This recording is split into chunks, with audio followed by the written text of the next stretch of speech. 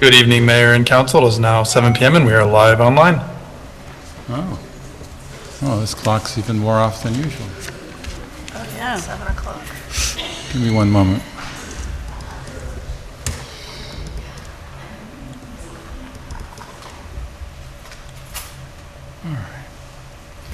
All right. Welcome everyone. I'll call the meeting to order.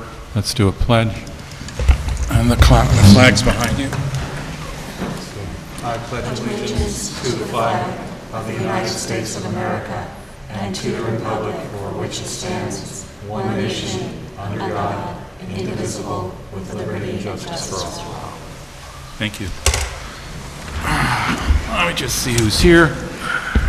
For purposes of roll, I can identify Councilmember Rhodes, Grant, Demansky on my left, and Wake, Weatherby, and Mansfield on my right. The mayor is also here. The city administrator's physically here, and the city attorney, Nick Ward-Willis, is here. We've got room for Susan Tucker, I'm guessing, at the table. Should be coming up when the budget's ready. Anyone online representing the city? I didn't think so. Okay. Why don't we start up? So the first thing we do at these meetings is public comment. You can talk about any topic other than a public hearing. On the agenda are 3 public hearings, however, one is being adjourned. So if you have comments with respect to the franchise renewal agreement, please hold those until the public hearing.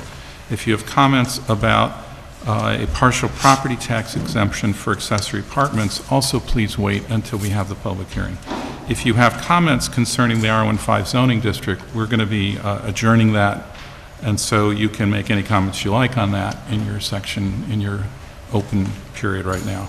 So we'll take people who had signed up, then we'll take others who have not signed up, and then we'll go online and take a look out there. So the first person signed up is Margaret Watkinson. Yeah, come on up, talking to the mic. Thank you. I'm Margaret Watkinson. I live at 39 Master Street, and it's a really simple comment. I was walking last week from the track meet, cross country, and I was noticing all the lovely paving on Route 52. But I then, as I was crossing the street, I'm like, this is kind of dangerous. There's no crosswalk at Wilkes Street, and there's no crosswalk at Memorial Park into Ron's. There might be a plan for it, but there are all other kinds of painting done, and I thought I'd at least mention it because my grandkids go to the high school and the middle school, and they're walking all the time from the other end of town and riding bikes. And with the addition of the turnoffs, making it 3 lanes, you now have a car that's stopped to turn, so the other traffic's going to go around in 2 different spots.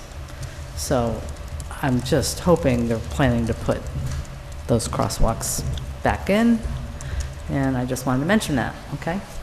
Yep, thank you so much. We'll address them. We don't address folks during the public comments. I get it. Yeah, we'll no, I know. about I just wanted to. Yeah, it's in the I works. could have called somebody too, but I thought, well, Thank hey, you so much. just thought I'd come here and mention it to you guys. All right. It's not safe. Katie Sheehan Lopez. Hello. So my name is Katie. I live on Blackburn Ave. I'm also here to complain about the intersection at Fishkill and Blackburn. For years, I've been promised speed bumps, and I know speed bumps are going in. Eventually, I know the crosswalks are going in, but right now, I have these 2 in 2 years. One of them is going to be walking to Rombout Middle School. The addition of yet another lane of traffic to cross is making it incredibly more dangerous, especially for kids who, don't have the greatest judgment. So I'm pretty disappointed with the city for making it harder for pedestrians and really prioritizing the people that are driving. So there's really not much traffic there. I'm often turning left onto Blackburn. It's not that bad. And really, no one needs to turn left onto Franklin. We do not need a turning lane to turn onto Franklin. That feels a little ridiculous. So what I want, I know crosswalks are coming. I have been told speed bumps are coming by many people. And I know this is not easy, but I think those turning lanes should go away and there should be a pedestrian island. when I saw the little spray painted lines, I was pretty excited. I was like, great, well, it's gonna be a place to stand in the middle. And then 3 days later, it's a turning lane. So turning lane should go, pedestrian island should be the priority, or a bike lane, or maybe both if there's room. But really, there's no reason for prioritizing drivers that are already going probably too fast, and now we're making it easier for them. And just generally, I would really like the city to think a little bit more broadly about how we're approaching big infrastructure projects. No one ever asked me as a resident what I thought about that intersection. I know bike lanes have been proposed, and those are clearly not going in. And it's just really hard for pedestrians, and I want my kids to be able to walk to the park, to school. This is an intersection where there's two of the most kid-friendly places in the city. People are crossing back and forth, and we just made it worse for them. So thank you. Thank you very much. Haywood Matthews.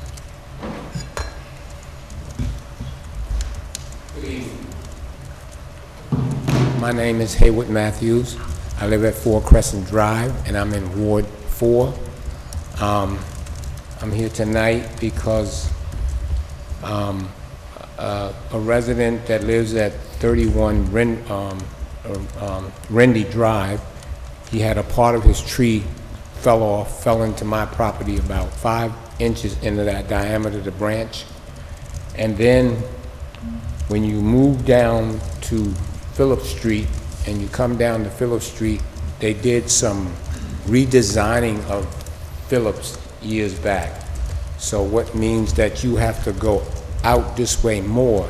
And now a lot of commercial vehicles, when you turn right to go on to Phillip Street, there's like all these commercial cars and stuff that parks there. And then there's one little car. In our diagram, we just kind of outlined it where you have 90 runs this way, and Phillips is off of 90, and then you have Randy. About 2 years ago, when they redid the pavement on the roadway, they redesigned the corner so it comes out. It's not an even corner. So here on the corner house here, where they have a high occupy, and they park in this area here, so when we come to the stop sign, we can't see because of the cars. So we have to come all the way out into the traffic before we see a car coming because of the parked cars. So one of the solutions would be no parking on this side so we can see when we come out, or move the parking up a little further, or go back to the old corner that we had where it was an actual corner. And in that same area, there's a house. Once you make that right, there's a house right there, and that house has a dead tree on its property, and it has no bark on it. So it's gonna one day it's just gonna fall into the street, and it's gonna hit someone or a kid when they're coming from school or whatever. But that tree is, to me, is very dangerous. One of my neighbors said he was walking his dog and he heard the tree cracking. So we're very afraid. You're worried about the tree now, and you're worried about all this parking. Like my wife said, you have to go out and like this, and then there's a car there. So you have to be almost out in the middle of the street. So it's very dangerous. I just wish someone would help us with this. 15 seconds. Okay. Thank you. Could you just leave the map, if you could just hand it to... Thank you very much. Robert DeLapp.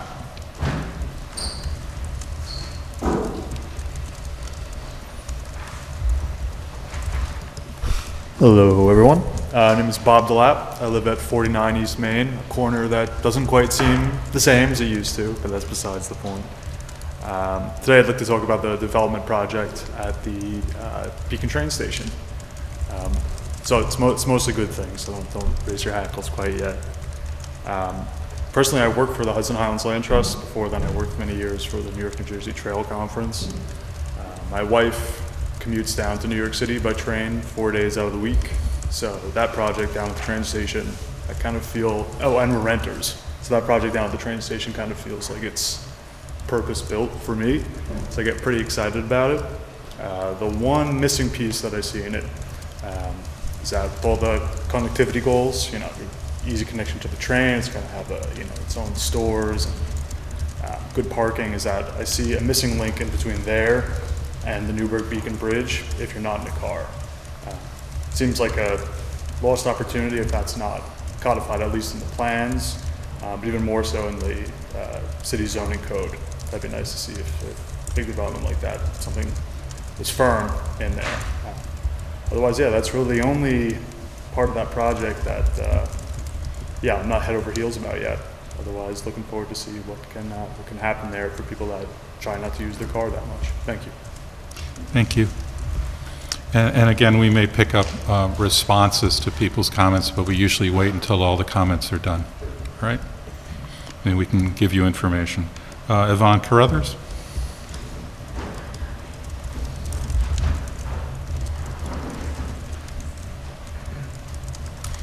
Good evening, I'm Yvonne Carruthers. I live in Ward 4. I know a lot of you are aware that Wednesday we're having Bike to School Day, and it's really great when members of the council show up to support the kids. Unfortunately, we have a rain forecast for Wednesday morning. I asked our coordinators to get in touch with the school principals and see if they wanted to opt for a rain date, and if we do, I propose it'll probably be the following week. So if you were planning on going Wednesday morning, maybe check in with the school first to see exactly what's been decided, and of course we'll try to update as well. The reason we love Bike to School Day is because we want to encourage safe biking for kids to get to school, because it's such a great activity for them to socialize and feel independent and get their exercise and work their energy out before they have to sit at their desk all day. Which brings me to my second topic, and several people have already mentioned it tonight, the intersection there in front of Ron's, which has been made indescribably more dangerous by the current striping. I was down there observing twice in the last few days. Yesterday when I was there, I witnessed 4 almost head-on collisions between cars because nobody can figure out where they're supposed to be. And of course, as a previous commenter said, with small children, nobody can cross. There are no crosswalks. There's no light, there's no stop sign. It's pretty scary. And for a cyclist, it feels absolutely hostile towards cycling. A lot of times on unmarked roads, as you know, Main Street's the only one that has a sharrow, but other roads, there's a stripe on the right side that kind of shows you where the shoulder is, and if you need to, you can go over in that shoulder to ride. And there you are in front of Ron's, and all of a sudden that stripe just literally goes into the curb. So the visual message that you get as a cyclist is crash here. And I'm sorry, I just find that completely unacceptable. The third comment I want to make is that on my way here, I heard something very alarming that we're closing the community fridges, but I think there are other people here that are going to address that. So, thank you. Thank you. Johanna Funnel? Thank you. Hi, Joanna Funnel, Ward 4. I'm also here to speak about Fishkill Avenue at Memorial Park. Firstly, I want to say thank you for resurfacing that entire stretch. It does make the road a much safer and better experience, I think, for all road users, particularly Tala, which was full of potholes. But the redesign at Memorial Park, I think, is incredibly complex for all road users, and I'm very concerned about it. I agree with all the comments around the crosswalk and safety measures for pedestrians, but I also wanted to add my perspective as a cyclist. So the first thing I wanted to say is, what's up with the disappearing shoulder there? I feel very frustrated by that, particularly because we as cyclists have been asking for bike lanes on 52, and we've been rebuffed at every single turn. And yet now we find out that actually there is room for a turn lane there, and in fact extra parking spaces. And what I will say is that that shoulder is a lifeline for me when I cycle 52 and Fishkill Avenue. You know, it's a busy road, cars are speeding, and if I get hit by a vehicle going 40 miles an hour or 30 miles an hour even, I'm not surviving that crash, probably, pretty likely. So having some space and having better visibility and having room for cars to pass me is actually quite vital if you want to keep cyclists safe on that road. The other point I want to make is similar to the pedestrian comments about the turn lanes. So the Bike Coalition actually uses and recommends to people to use Wilkes Street as an alternative, low-traffic, safer route if you don't want to use Main Street or Verplank to traverse across town, which is specifically good for novice riders and those with kids. But to do that, if you're coming from the mountain end of town, so Ward 4, some of Ward 3, you need to cross Fishkill Avenue there. You're coming up Blackburn, and you're making a left-hand turn, which is already quite a hazardous move for cyclists. It's really not that easy to make a left-hand turn in traffic. And now we have to navigate 3 lanes when we make that left-hand turn. And then on the way back, we have to do the same again because there's one at Wilkes. And then we go straight into another turn lane at Franklin. So I honestly think that that's not safe for any kind of road user, cars included. And honestly, I would like to see all of those turn lanes removed at that point. I do not see the need for them. So that's it really. I just want to say, could we rethink that design there? Maybe it wouldn't be so important if we had better bike infrastructure across other parts of town. We wouldn't need to use that route so much, but that's another point, and I'll leave that conversation for another time. Thank you. Thank you. Chris, did you want to add anything there or not? You want to just wait? I would maybe save some people comments. So there are going to be crosswalks and speed bumps put in at that area. Originally, they were going to be raised crosswalks. And as we were progressing through the project, the engineer realized this isn't the same engineer who designed this. Remember, this project goes back over 20 years. So the people that arranged this, who designed this, aren't even the same people working on it. And we've had to, at every step of this project, go through and fix things, find things, relocate things. So right before we put in the raised crosswalks, the contractor flagged to the engineer that we'd have a very serious freezing and thaw problem where the crosswalks dip down into the ADA curb ramps. So they're looking at a redesign. They're going to be doing temporary striping of crosswalks tomorrow while the engineers vet this further. Please understand that this project, the funding was approved as federal and state funding. We have to abide by all of the federal and state design standards. This was designed by an engineer. It was, again, some years ago. We've updated a lot of it. It's all been approved by NISDOT, and we're almost at the end of that piece of the project. What we're hoping to look at is doing regular crosswalks with speed bumps on either side so that people are slowing down before they actually get into the box between Wilkes and Blackburn. And again, this project has not been perfect in any light. When I inherited it in 2021, it was already 15 years aged and we were about to lose the money. So again, I think as we've gone on, we've tried to make it as good as it could be. And again, we can look at that afterwards, but we've got to just finish out the project, and we will be putting in those pedestrian facilities. All right, thank you. And I appreciate being told they're going to do temporary stripes tomorrow. Thomas Wright.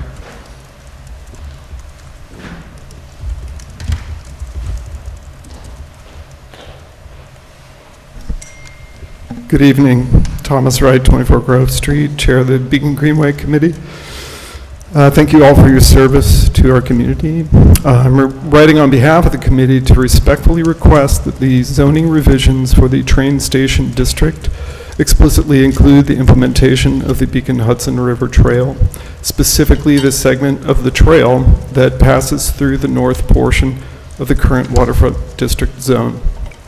The Beacon Hudson River Trail is a planned multi-use trail connecting the Metro North Station with the Newburgh Beacon Bridge. This trail has been a stated city priority since 2014, supported by 2 successful Greenway grants, a city council resolution, and over a decade of community investment, volunteer time, and technical planning. Including the trail in the TS zoning revisions is consistent with past zoning precedent, for example, the Fishkill Creek District. It aligns with state policy under the New York State Climate Act and reflects Beacon's goals of reducing greenhouse gas emissions while improving regional connectivity and equitable access to transit and recreation. In the Fishkill Creek zone, zoning law explicitly provides for trail easements and developer responsibilities of building and maintaining the Fishkill Creek Trail. This approach has led to real on-the-ground trail development. It's also worth noting that the winning team for the TOD RFP included the trail in their proposal, indicating feasibility and alignment with developer interests.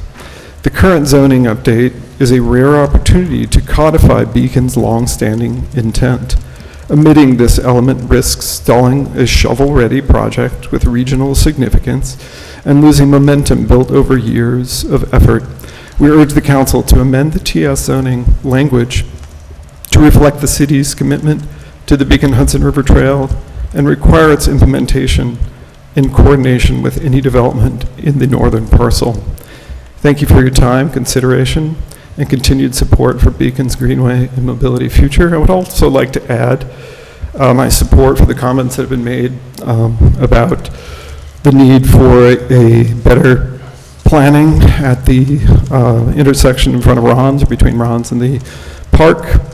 I cycle that route every day on my way between my home in Beacon and my workplace in Newburgh. And it is far, far more dangerous for reasons that have already been pointed out. What I would like to point out, in addition, is that I think it's a perfect example of why we need a bike 15 master seconds. plan, a bike and pedestrian master plan, ideally, but one that takes into consideration all users and not just vehicles, not just cars. Thank you very much. Thank you. Meg Lazarus?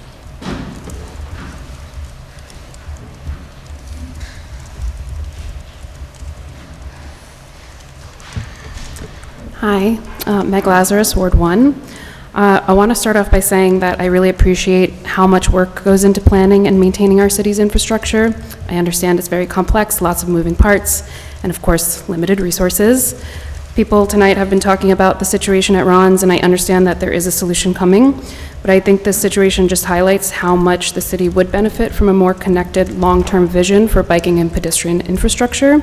As Mr. Wright mentioned, these plans are 20 years old, and there's been what seems like a hesitation to commit to a full master plan for biking and pedestrian infrastructure, and instead we're using these older drawings and creating piecemeal updates. What's happening on Fishkill Avenue shows that this approach doesn't actually save time or money in the long run. It often leads to more rework, more confusion, and more frustration. A comprehensive master plan would help ensure each project fits into a connected vision, that resources are used more efficiently, and that residents can feel confident that what's being built today will make sense tomorrow. And while I'm here, I also want to speak about the recent removal of the community fridges from the city. That was really tough news to hear. People rely on those fridges now more than ever. I really hope that Beacon can be the type of city that can work with local organizers and neighbors to find solutions if there are problems and not just shut things down. What we've seen at the federal level recently is that too often the cruelty has become the point of everything. And I truly don't believe that that's who we are in Beacon, and we can't let that kind of cruelty take root here in our community.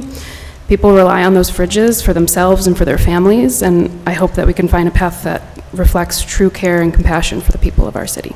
Thank you. Thank you very much. Joseph Rutz?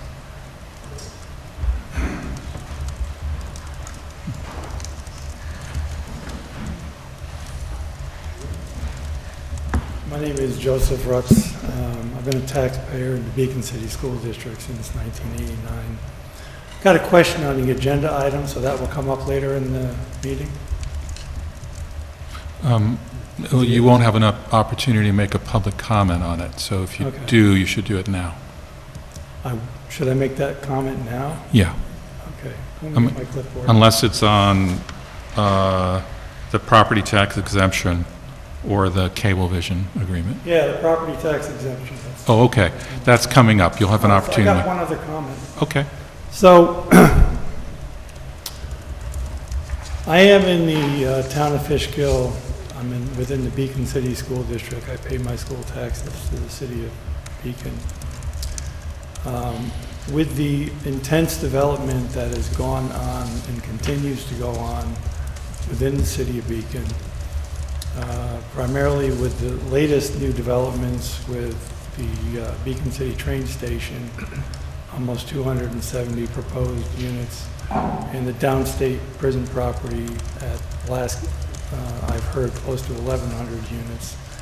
Is there a point in the planning and the management of development where this will force another school to be built within the district, and what type of cross-input is going on between you folks and the Beacon City School District to control that and/or try to get some monies for these huge projects that are going to result from some serious development in this part of Dutchess County.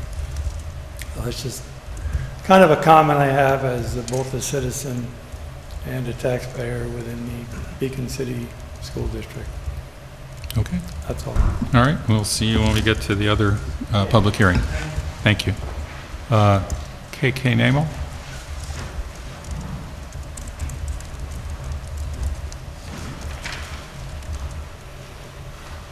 Hi all, it's been a while.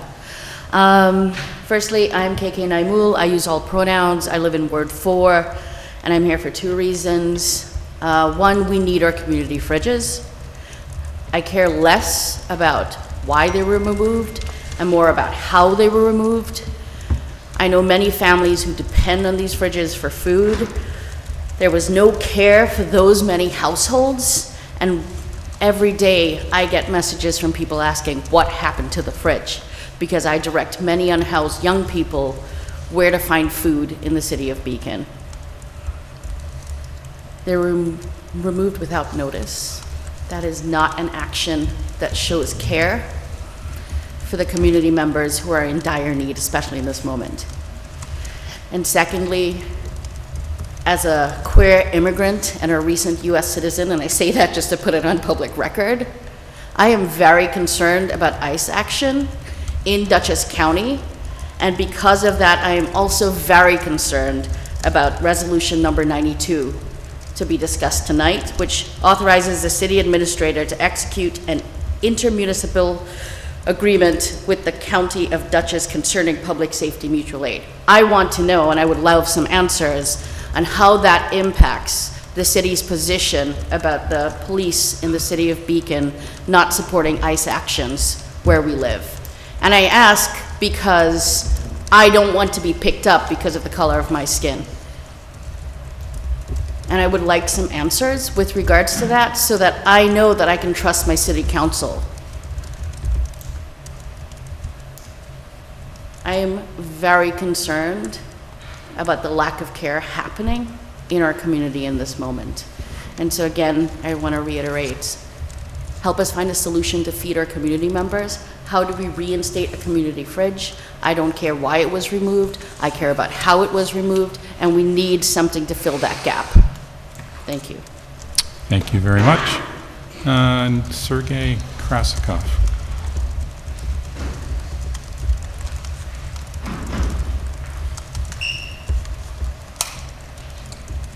Good afternoon, evening at this point. Sergey Krasikov, Ward 3, City Council, Ward 3 candidate. Like others here, I want to express my concerns over the new traffic patterns at Fishkill-Blackburn intersection, both my own and those I heard from many residents on my campaign trail. The overall design, utilizing left turning lanes, seems to be focused on optimizing vehicle travel in this section. Good in theory, but in practice, optimizing vehicle travel leads to faster speeds, and this is exactly the zone where we don't want faster speeds. I did hear about the speed tables, and they would work to counteract speeding to some degree, but there are some other concerns that I want to bring up. Addition of the left turning lanes and restriping of the Fishkill Avenue next to Ron's brought the northbound traffic lane directly against the curb of that narrow sidewalk.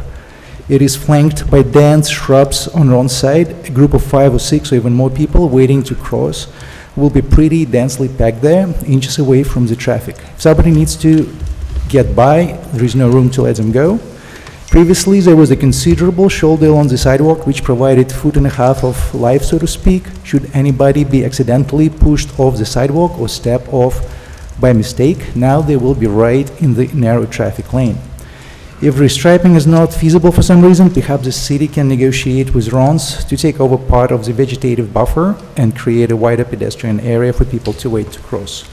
Second, if there is a tall utility van or a truck in the southbound Fishkill to Blackburn turning lane, it visually blocks the RONS side of pedestrian crossing, both for the southbound drivers and for the pedestrians. Unfortunately, a lot of drivers don't stop to let pedestrians cross at the crosswalks. Of the 50% in my experience in Beacon, anecdotally, in the past, cars trying to make a left turn on Blackburn, where the windows when crossing Fishkill Avenue became a little bit easier by taking one traffic lane out of the equation. My next concern is with the restriping of Fishkill Avenue at Wilkes. The de facto southbound travel lane is now narrower due to lack of any shoulder, and the sharpness of that turn is therefore accentuated. It is hard for larger vehicles to stay within the southbound lane and not jump into northbound left turn lane into Wilkes. I make that left several times a week to drop my kid at school. I was already almost clipped by southbound big truck cutting into my turning lane as I was entering it. Emergency braking and couple inches of before impact. 15 seconds. I often tow 14 or 16 foot equipment trailers at work, and I can attest that it's really hard to stay cleanly within the boundaries of the southbound lane, no matter what engineers say. It is tight. I urge the city administrator, city engineer, and city council to revisit the approach to safety at this vitally important part of the city. And I fully support bike safety at that area, which is now Your time has elapsed. harder. Thank you. Thank you. Teresa Kraft.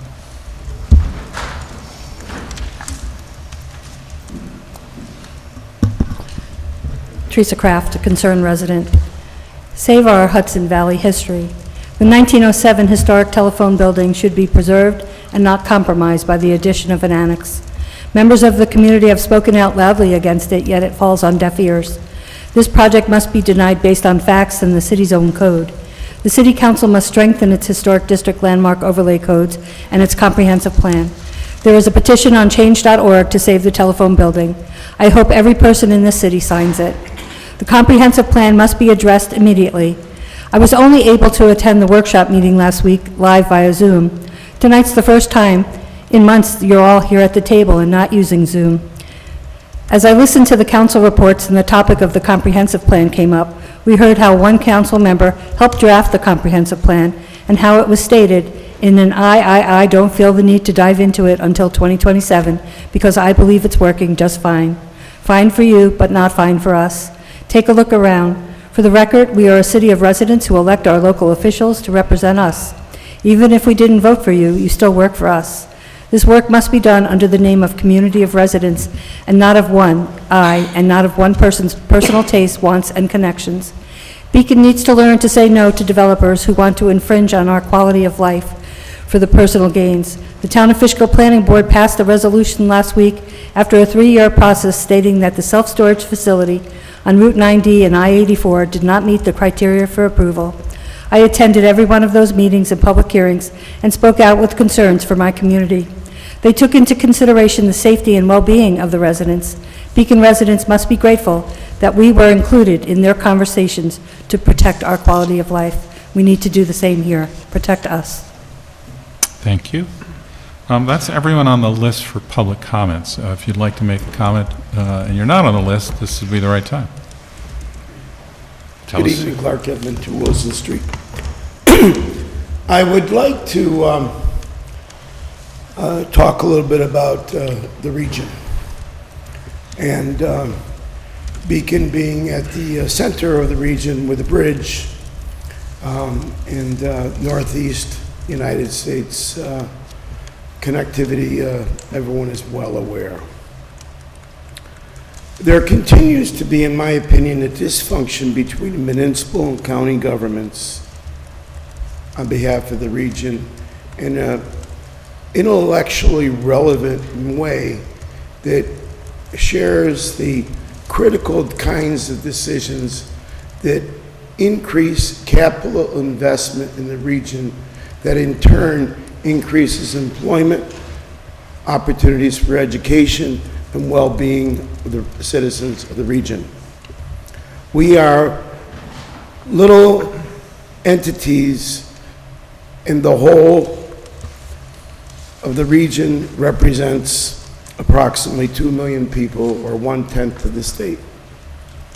I've said it many times, worth repeating. This is the only 2 million person region in the state without a university center. I had the good fortune of sitting with my daughter and her girlfriends the other night after a play, and 3 of them were electrical engineers, 1 chemical engineer, 1 physicist, all Oxford, Cornell. It was all from our family's brief stay in the Buffalo area for about 7 years while I commuted between the cities. And my daughters were able to take advantage of the blessings of the University of Buffalo, the state's most complete university. And while it may seem ridiculous to think as though Stony Kill or Stony Brook or whatever, which was originally under the possession of the State University of New York and went into the possession of Long Island Institution, Farmingdale, and then turned into environmental, say, almost in competition to the region's other major area. And this interregional squabble requires courage and interest and curiosity of those with the power to talk about what makes a community. And so now we have Orange County proposing to take over the airport. And we have a heavy 15 push seconds. for transportation rather than across the river here, perhaps back at Cuomo. The point is we don't take enough interest in what's going on in our backyard, and we ought to, and start with the prison. Your time has elapsed. Thank you so much. Anyone else in the physical public want to make a comment? Sure, come on up, tell us who you are, where you live. Hi, I'm Chiara DeLello, Ward 3. Thank you for all that you're taking on and working on right now. I am here to comment on the resolution regarding the MOUs with law enforcement from Dutchess County. Is it number 92? Is that correct? For tonight? I'm concerned about this resolution because I think it opens up a door to cooperation with agencies that are cooperating with ICE, even though Beacon has verbiage in place to not cooperate with ICE. I'm also concerned that the city administrator is the named person in the current draft of the resolution, as opposed to the police chief, which I think was from the part of the conversation, the workshop conversation that I was able to watch before now. Admittedly, I haven't watched the whole thing. But people's first questions I noticed were about who pays, which is admittedly a good question to ask, but also who benefits. NYPD just got assistance in Putnam County from Cold Spring Police in invading the home of a journalist, a photojournalist, on charges that we don't know how they're going to go, but as someone alluded to earlier tonight, the cruelty is the point. This photojournalist was already dragged out of their home in the early hours of the morning and had their belongings confiscated for charges that ultimately may have no merit whatsoever. And I would be in here with a very different tone and volume if Beacon PD had cooperated with a similar action on behalf of a law enforcement agency from a different district and a different county. So please, to all who will be voting on this tonight, can we please put some greater guardrails on this in terms of who is in charge of authorizing these supposed other cooperations with what other agencies, with what other conditions? The remit just seems incredibly large. I am not a lawyer, but this was enough to raise my eyebrows on a very first read. Thank you. All right, thank you very much. I'm sure we will provide an explanation that's clarifying. Okay, anyone else in the physical public want to make a comment? Seeing none, anyone online, Ben? If you're on Zoom and you'd like to make a public comment this evening, please use the raise hand option at the bottom of your screen. If you're calling in by phone, you'll need to press *9 to raise your hand. Lastly, if you're watching on YouTube, You will actually need to join us on Zoom instead, and you can do so by visiting beaconny.gov and navigating to our calendar, which has a link to the Zoom. As of now, Mayor, we have 2 hands raised on Zoom, first of which will be Eve. Eve, you have permission to speak whenever you're ready. Eve, tell us your name and, approximately what area you live in. Yes, hi, my name is Eve Morgenstern, and I live in Ward 4, and I'm a member of BCAN. And first off, I'm very excited about the potential for the city to hire a director of housing solutions to address the affordability challenges we have in Beacon. Just yesterday, I listened to the Beaconites podcast, where I heard 2 Beacon school teachers and union members speak to how they want to help raise the teaching salaries for teachers in Beacon so they can afford to live here and set roots in the community they work in and care about. And it struck me as so unfortunate that a public school teacher's salary would not get them an apartment, let alone a house in our city now. Rents are skyrocketing, home prices are out of reach, and this is the #1 issue we hear about when we table at our events. Yet I believe we can do more here to keep our city the special, economically and racially diverse city it was when I moved here. We've spoken to housing coordinators in the nearby cities of Hudson and Kingston, New York, and I'm so inspired by the progress they've made in this area to secure valuable grant funding, support tenants, and shape city zoning and policy in their cities. If we had a full-time expert in this field, they would be able to give the housing affordability problem we have in Beacon the attention it needs. Working on tenant protections, new approaches to affordable housing development, grant seeking, and better coordination of city resources, and come up with sustainable solutions.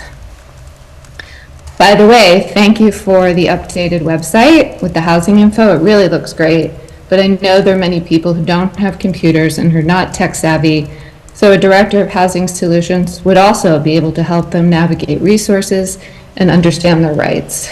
Thank you so much to the council members we have met with about our proposal for a full-time director of housing solutions and who have listened to us and expressed strong interest.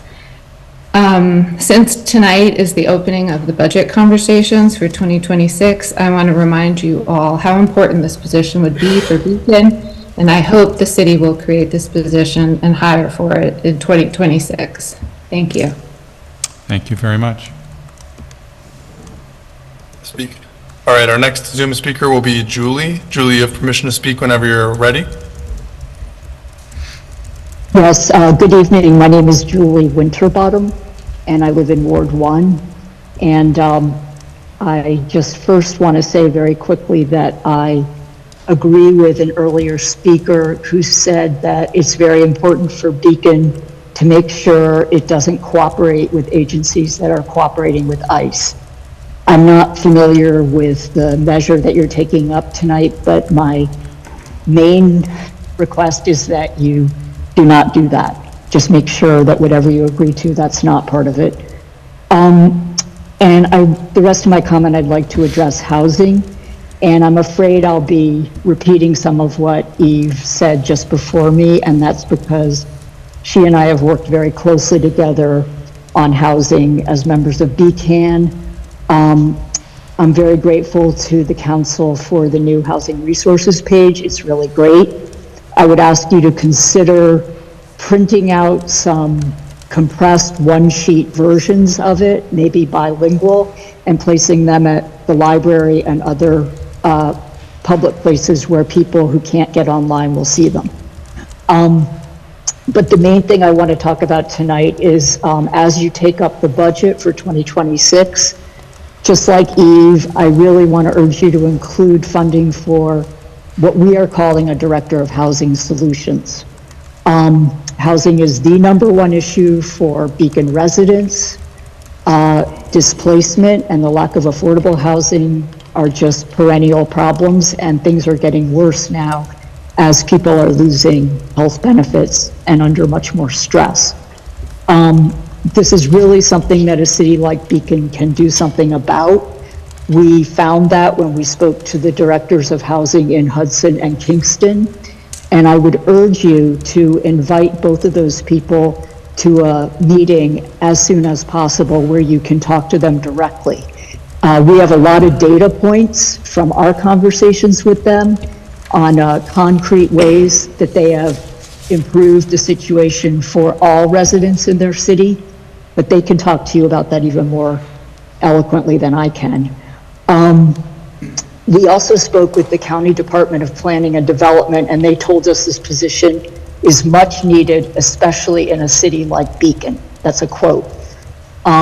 Yes, it would cost something, but I think the return in terms of grant money procured and benefits to our city would be worth it.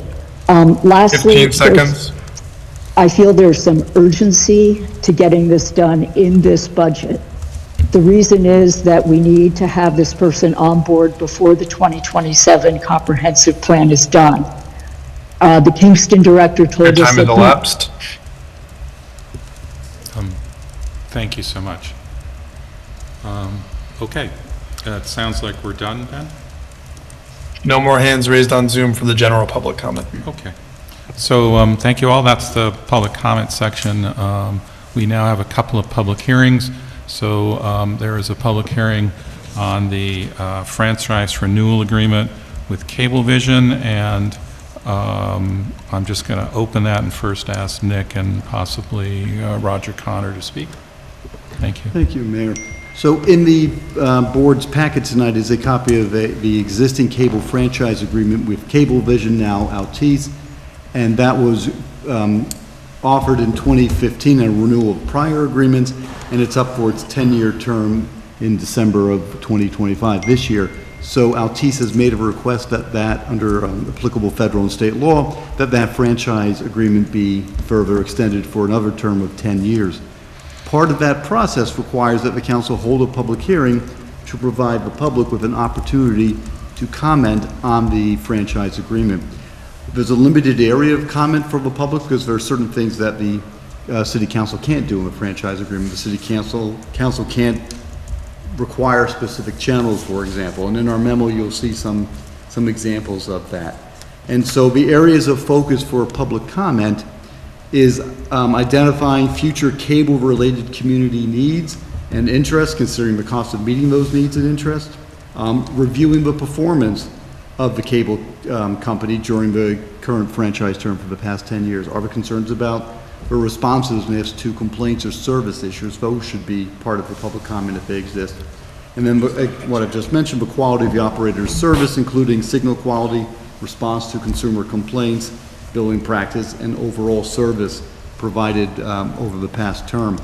So tonight is the opportunity for the public to provide that input. Once we have received that input, our office with staff will meet with Altice and finalize negotiations of the renewed franchise agreement, bring that back to the City Council for a work session for your consideration at that work session, and then at a subsequent meeting for consideration of the vote. Tonight, on behalf of Altice, Roger Connor is present to answer any specific questions or provide any comments if he wishes to do so. Roger, do you have any comments? Okay. But thank you for the opportunity to introduce myself. Yes, my name is Roger Connor. I'm here representing Altice tonight, and my primary role here is to listen and bring your feedback back to the folks at Altice, so that as your city attorney so completely outlined the process, we can finish the negotiations of the contract and with the input that we hear tonight, and then very quickly bring a final agreement before the City Council. So thank you. All right, so I'll open the public hearing, and I've got a couple people that have asked to speak. The first one is Sergey Krasikov.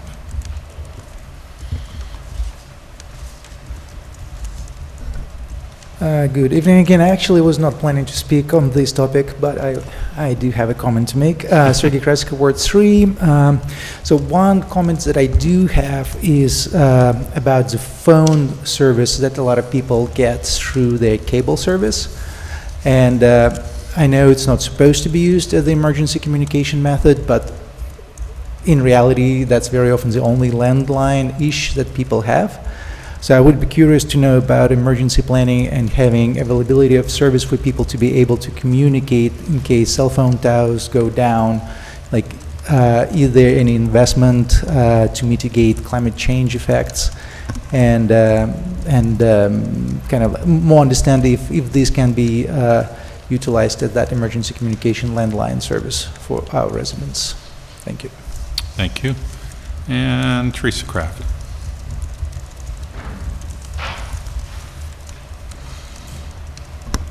I would have said we could go back to smoke signals, but there's a burn ban going on right now.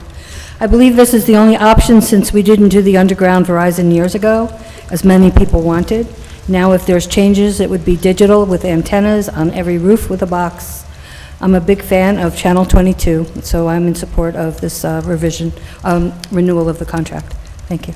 Thank you. Anyone else in the physical public want to make a comment on this particular issue?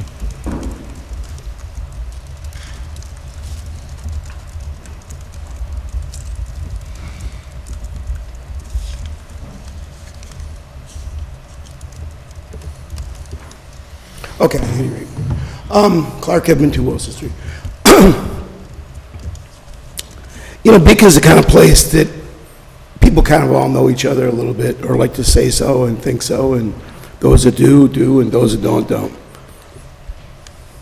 It's a crucible of, a finite set of people, 15,000, and families have needs, and children in school have needs.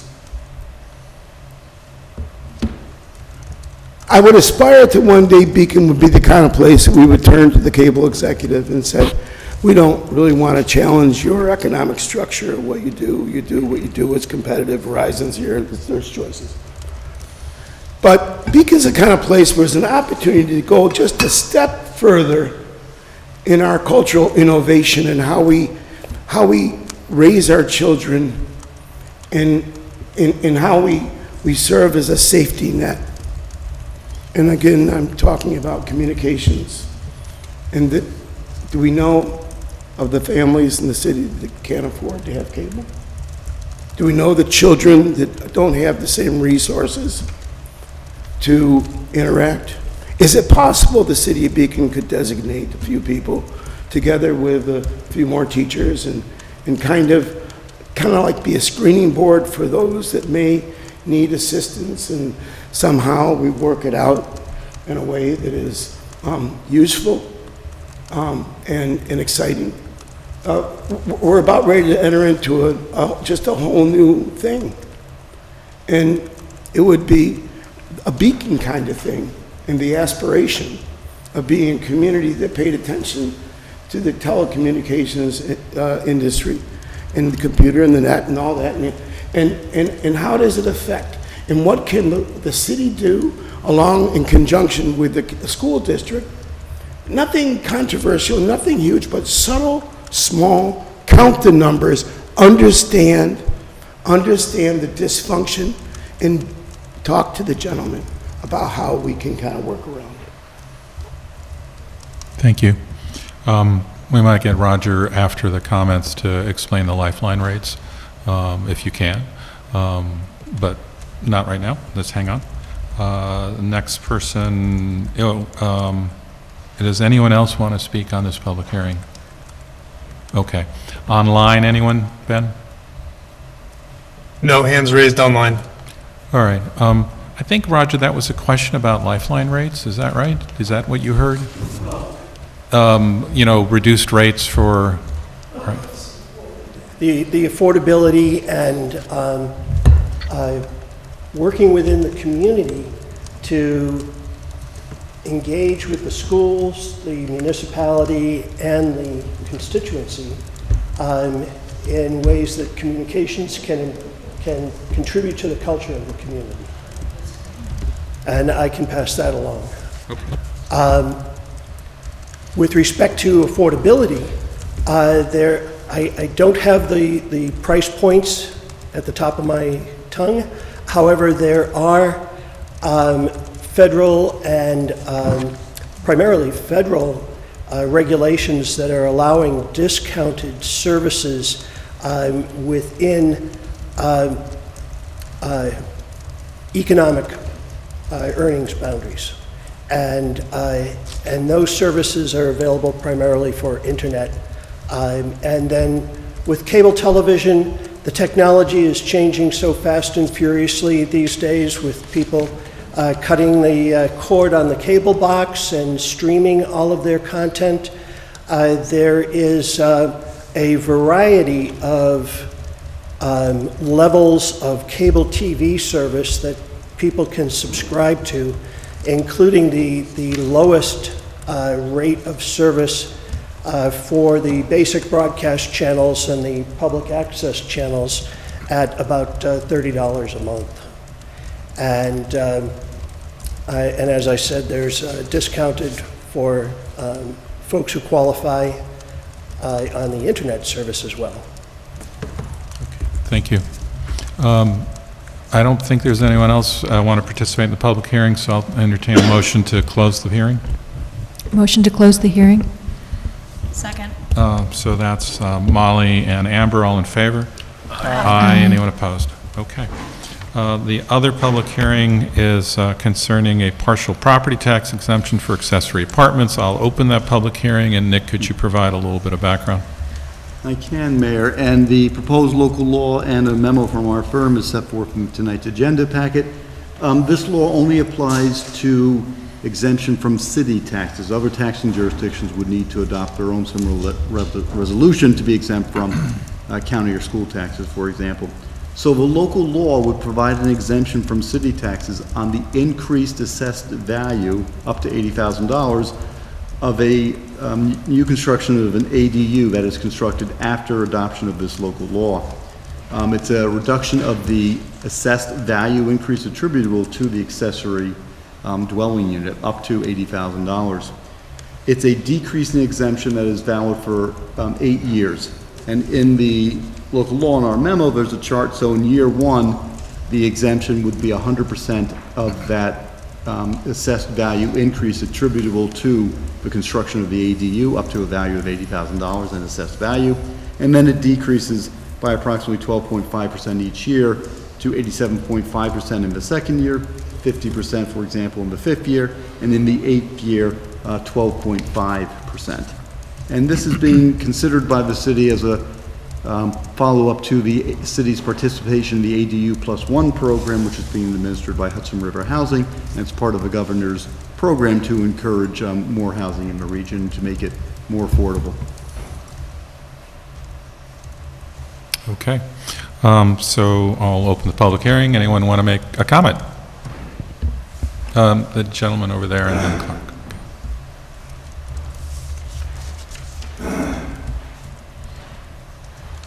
My name is Joseph Rutz. So a little bit about this proposal. I did reach out today, tried to contact Hudson River Housing to no avail. I was able to contact the assessor in the city of Beacon, not the city of Beacon, the city of Poughkeepsie, the town of Wappinger, and the town of Fishkill, who, to the best of their knowledge, has no knowledge of that being implemented in their cities and towns. My take on this is this. Whoever decides to do the ADU, if the law goes into effect, will be reaping the benefit of receiving revenue in the form of rent. I'm going to go out on a limb and say between 24 and upward thousands of dollars per year. They're also going to be able to get the advantage of depreciating a rental property, which is advantageous when you do your income taxes. They will also see an increase of equity in their property. But with this law out of Albany, you want the residents to pay for their neighbor's equity increase. You want the residents who have seen their electric bills double, their taxes go up despite development, their food going up, the insurance is going up. The projected Social Security increase is 2.7%. My personal taxes went up 5% locally. So I am totally in disagreement.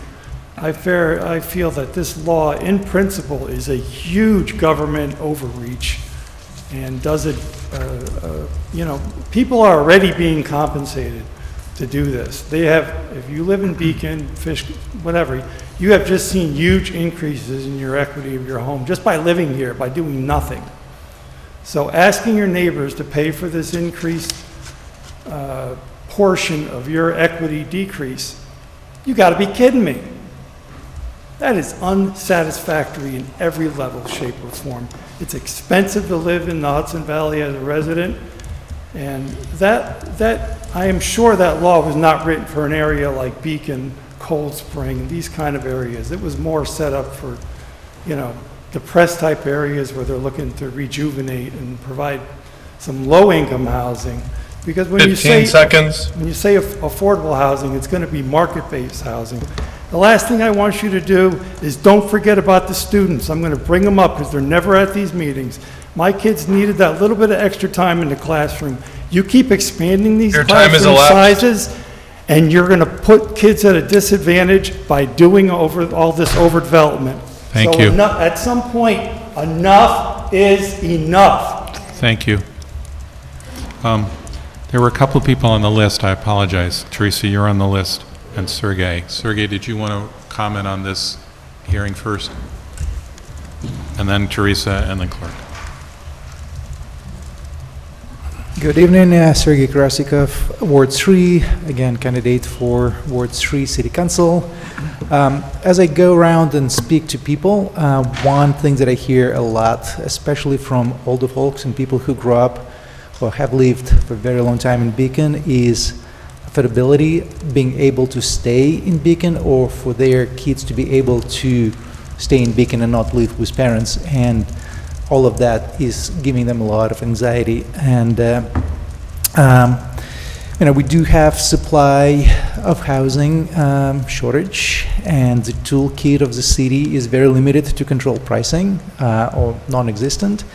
And I think ADUs is one of the ways that we can address several of these issues, create more starter homes, create a pathway for people who add ADUs to increase their income, provide this early stage housing for students. For my first housing in the United States was an ADU. I was very thankful that that particular town allowed that. Otherwise, I would not be able to stay there. And I think that this tax exemption is one of the ways to help make the construction of the ADU slightly more affordable. It doesn't matter that your house is assessed very, very highly. It still costs you a lot to build.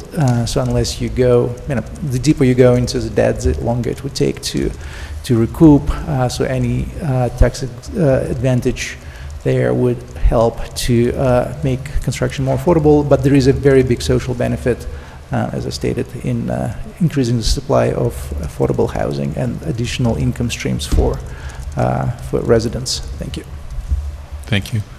Teresa Kraft.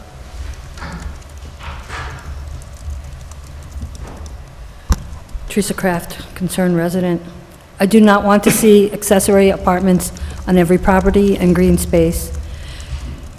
Remember when you said that Main Street, people were living on Main Street? That's what we're oversaturated. And offering property tax exemptions for accessory apartments would only make people rush to get the permit to take advantage of this free monies. Rather, I'd like to see a reduction for every property owner in Beacon, with all the money you say is coming in from new development. Slice the pie so everyone gets a piece of the apple, even if it's only a tiny seed. Don't do it. Thank you. And Mr. Gavin?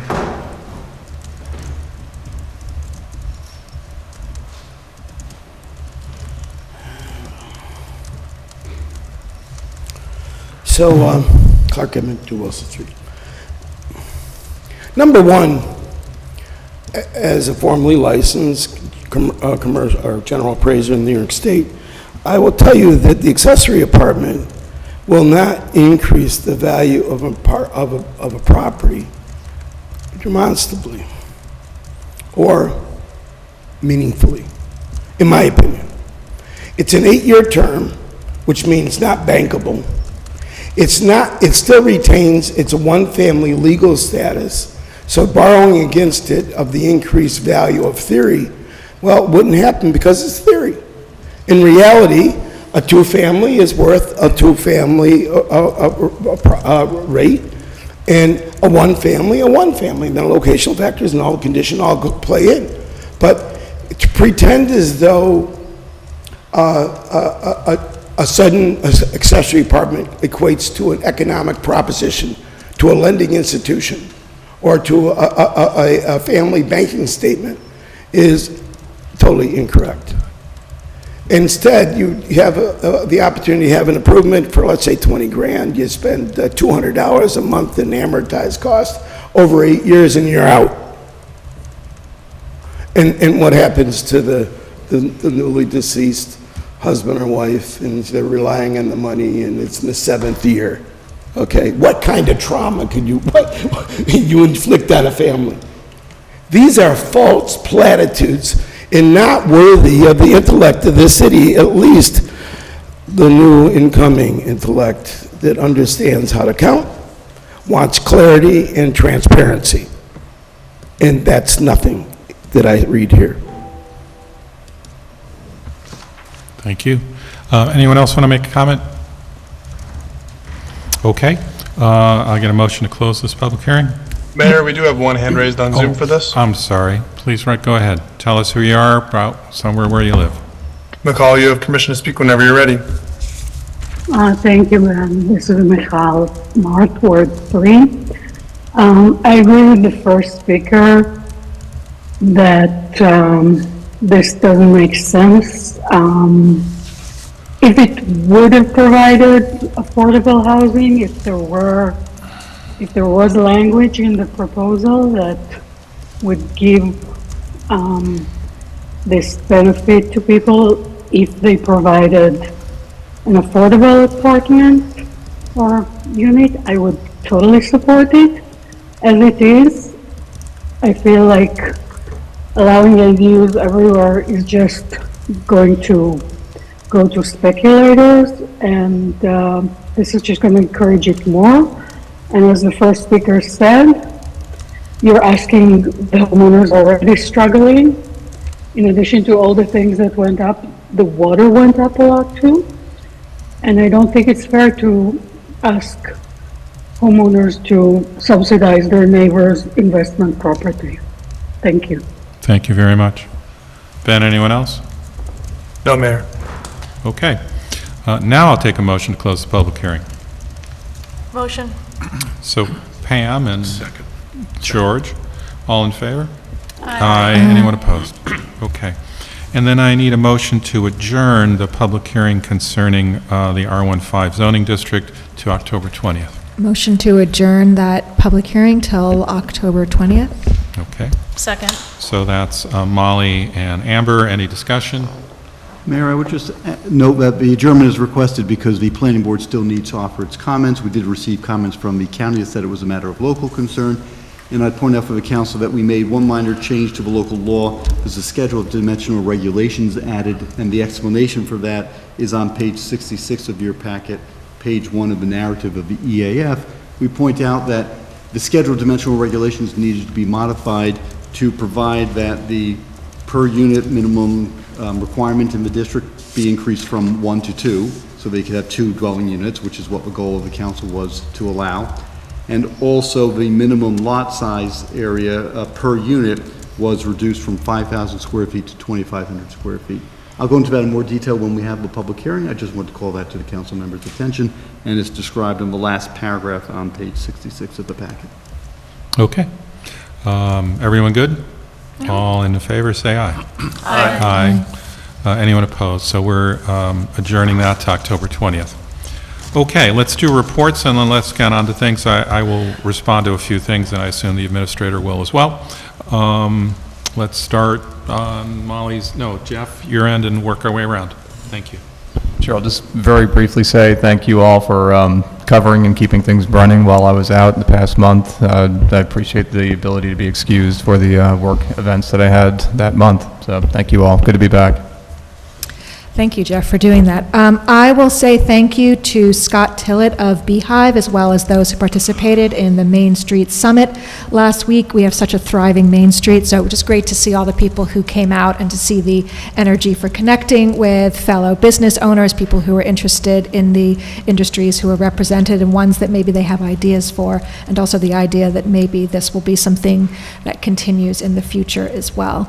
I also appreciate those who made comments. I know that Lee and Chris will talk about some of the things. I'll just say in regards to the Director for Housing Solutions, I appreciate those who bring it up, and as George mentioned a couple of meetings ago, that I'm looking forward as we get into budget discussions is talking about what is feasible for 2026 and beyond, and knowing, as some of our speakers said, that certainly affordability is an issue. And just as we were hearing about with conversation in the public hearing for potential tax exemptions related to ADUs, kind of what are the tools that the city could lean into, and what do we think is the best use of our taxpayer money to do so. All right. The only thing I wanted to ask was if we could forward the comments from Mr. and Mrs. Phillips to the Traffic Safety Committee so that they can take a look at that, and perhaps Highway for the dead tree. Yeah. Thank you. Yeah, thank you, Amber. I'll just add that for anybody who is listening, our Traffic and Safety Committee meets once a month, and they're fantastic at hearing concerns exactly like the ones that Hayward spoke about in terms of needing better sight lines along streets or other traffic patterns. And anyone can send along any concerns to Ben Swanson at cityofbeacon@beaconny.gov. I know that we spoke more about some of the safety traffic patterns around Wilkes, and I appreciate that ongoing conversation. I also want to address some of the conversations around the community fridges. I understand that the city is still in conversations about how to support food access in the city moving forward. In the meantime, I'm very interested in the council considering a revision of a local law to allow food access on private property. We have a local law number 52011, section 22326 around property maintenance. The following shall be prohibited from being kept or stored on any property for more than 14 consecutive days or more than 30 cumulative days over a 1-year period if located in the front or side yard of a lot or on the open front porch. This includes household furnishings, fixtures, or equipment designed, manufactured, or intended for indoor use, appliances, building materials, tools and equipment, auto body parts, new or used vehicle parts, lawn maintenance equipment, animal houses or shelters, compost piles, trampolines, swing sets, and other similar play equipment. Logs and long, thick sections of trimmed but unhewn timber and packaged fuels such as pellets. I think that reading sections of this law, including this is basically prohibiting having a swing set in your front yard, indicates that I think this city needs to revisit the intentions of this law and consider what uses we want to allow. I think there's a confluence here with the need for our city to support private residents' ability to support each other. And I'd like to continue a conversation around that. I will not be able to be at next week's workshop myself, which is why I'm bringing this up now instead of next week when you normally bring up new workshop items. And I appreciate also the concerns that some folks brought up about the parameters of our mutual aid agreement.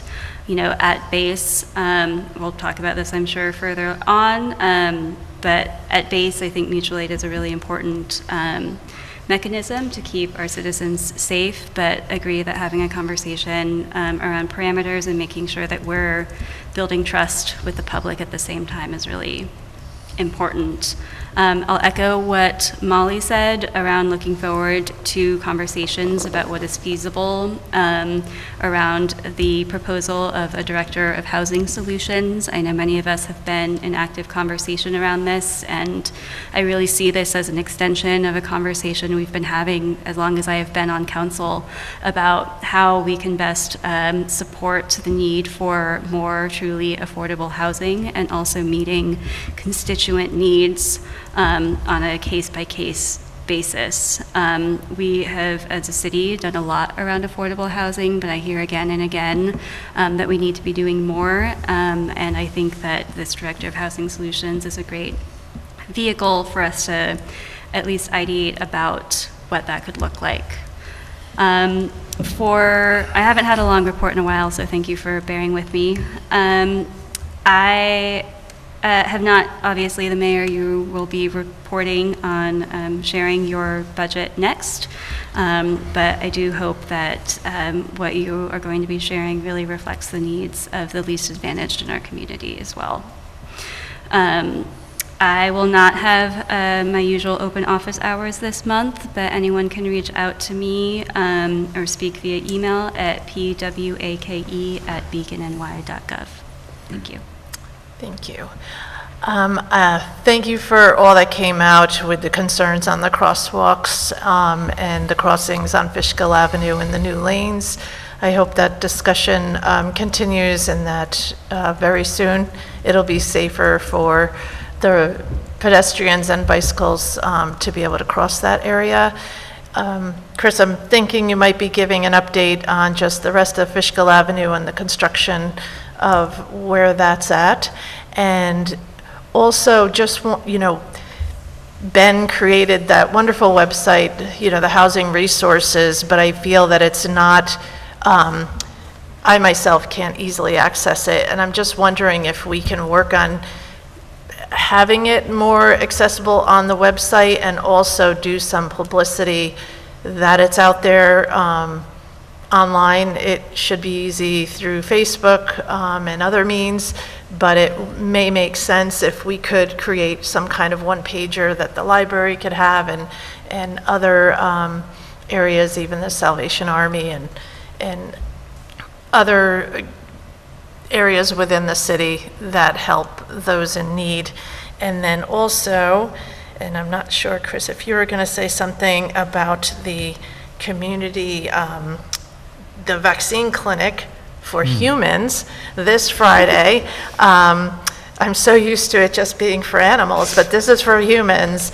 This Friday, October 10th, from 10:30 to 11:30 at the City Beacon Recreation Center at 23 West Center Street. They would be administrating, you can get the COVID shot, flu, RSV, shingles, or pneumonia, including the higher dose flu vaccine for those 65 and older. Walk-ins are welcome, and you would have to bring your ID and your insurance card and your COVID vaccine card. I don't know, can anybody find that COVID vaccine card anymore? You don't need that card. But I just wanted to get that out there for people, and that's all I have. Good evening. I'd like to thank everyone for coming to the meeting tonight and bringing up all the ideas and important feedback that we need to hear from the community, and that we truly do listen, and and I hope you can see that your voice is heard. I'm looking forward to discussing, as Molly said, the feasibility of including a housing advocate, and I'm sure that will be brought up during the budget discussions. And then also just a reminder that we have the citywide yard sale this Saturday, and so it's a good opportunity to get your neighbors to buy your junk and move it around town a little bit. So that's it. Thanks. Hey all. I got a few items. So one, I had the privilege early last week to do a press conference with the governor. There was the head of the MTA, the head of Metro North, the governor, and myself. Not that I'm an important elected. I think my unusual position was that I was a 30-year commuter and unelected. And the governor was announcing faster trains because of new engine equipment, which makes a significant difference in the lives of commuters. Saving 7 or 8 minutes in each direction is actually a big deal. I had the opportunity to talk to Governor about our TOD project, which she's very excited about, and also the importance of the rail trail, which ends right at the TOD project, which she was also supportive. Second, I had the opportunity to speak to the Dutchess County Chamber of Commerce and did a good fan program for the city of Beacon, which I think was well received. Third, yesterday, or on the weekend, I knocked on another 40 to 50 doors to talk to residents about their having not completed water meter upgrades in their homes. We're down to about 160 addresses that haven't done that. There's a fine on the current bill, which if you call and get it scheduled, they will remove the fine on the current bill. And, you know, it doesn't matter how many times you communicate it, you just need to communicate it more. I think people were receptive for the most part. And I will try to keep doing that to try to get to all of the homes. Molly, I think you also visited some, and I'm appreciative of that.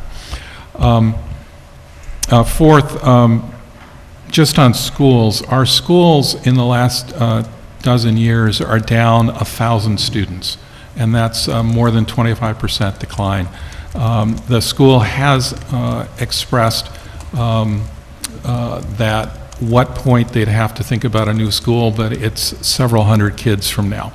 I also point out that Beacon's housing has not generated a significant amount of kids for schools, as it tends to be, apartment housing or condos. The train station project similarly will generate very few kids. In stark contrast, the other communities in our school district, meaning a part of Wappingers and most of Fishkill, do primarily single-family homes. Those single-family homes, or the townhouses that are very similar to them, actually generate significant numbers of kids to schools. So we need to distinguish between the type of housing that generates kids and the type of housing that generates very little. And we can demonstrate that with all our housing that we've done in Beacon in the last several years. For those who are interested, please take a look at our historic overlay code and compare it to the state model statute on historic preservation. You will discover that the language is actually extremely similar and that we have a very strong ordinance in this area. As for the intermunicipal agreement, we can have that discussion when we get to that item, which is item 4 on local laws and resolutions. And then finally, I will just ask the council as a reminder to please check the county website for tenant emergency services. They have a 211 hotline, as I took people through last year, and we had the head of community services and housing services come and speak to the council so that we can see what the county already provides, which is much more than the other counties in our area. That's all I got. Chris, you got some items? Yes. So an update on Fishkill Avenue. Many of you know in the public that there are 2 projects. There's the federal aid project that we're doing from Wolcott to Main Street to Blackburn, and then the city is doing separate work from Blackburn to the town of Fishkill border. The federal aid project is nearly complete. We're substantially complete at this point. There are still some tweaks. You'll see some areas of sidewalk that are still missing. There are a couple driveways where we need tie-ins, signs that need to be installed or taken away, because that was another issue that we had to vet. And we hope to be done with all of those punch list items by the end of October. Then we're also working on extending the sidewalk replacement to Mill Street. We did have enough money to do that. So you'll see there's new curbing. They're preparing to pour the sidewalks. And then as we're also doing that, the second project is the water and sewer replacement. And we're largely done with the water replacement. We're just doing some of the service lines, which you see coming off the main line. and then we'll be starting the sewer work. So you're going to actually see them go backwards. They're going to start over where they started before and then do the sewer work. We're hoping that goes more quickly than the water, and if we can, we're going to try to pave the entire road by the end of the year. We're really racing against the clock, and the amount of rock on that project has really slowed us down. So thanks for asking about that. And again, we will have we absolutely, this was designed to try to improve pedestrian safety. You had unsafe sidewalks. Now you see people from Hedgewood, for instance, who don't have to wheel their chairs in the gutter along the roadway. And we will fix that area by Ron's. I do want to note that the city was recertified as a silver certified climate smart community for all of the actions that we've taken. We were originally certified at this highest municipal level back in 2020. We were just recertified, and I want to thank Faye Leone, our climate smart coordinator, and Ben Swanson, who led the charge on the copious amount of work that this took to document. I also want to thank and highlight our police department and the district attorney. Since the last meeting that I did a report, we had a successful conviction of Kyrie Pratt. And Kyrie is was involved in the 2022 killing of Lionel Pittman over at the Housing Authority. This means that the second of 4 suspects has now been convicted. And that really is a testament to the painstaking work that our detectives and other police did. And then finally, I do want to talk about the community fridges just for a moment. And we can put this on the agenda. I can bring in our rec department. I'm going to share some photos. Hopefully, oh yes. Firstly, there were only two of these fridges in Beacon. And this came to our attention recently when Binnacle Books, which hosted one of them, had asked for that to be moved. I guess either the property owner or the business owner had,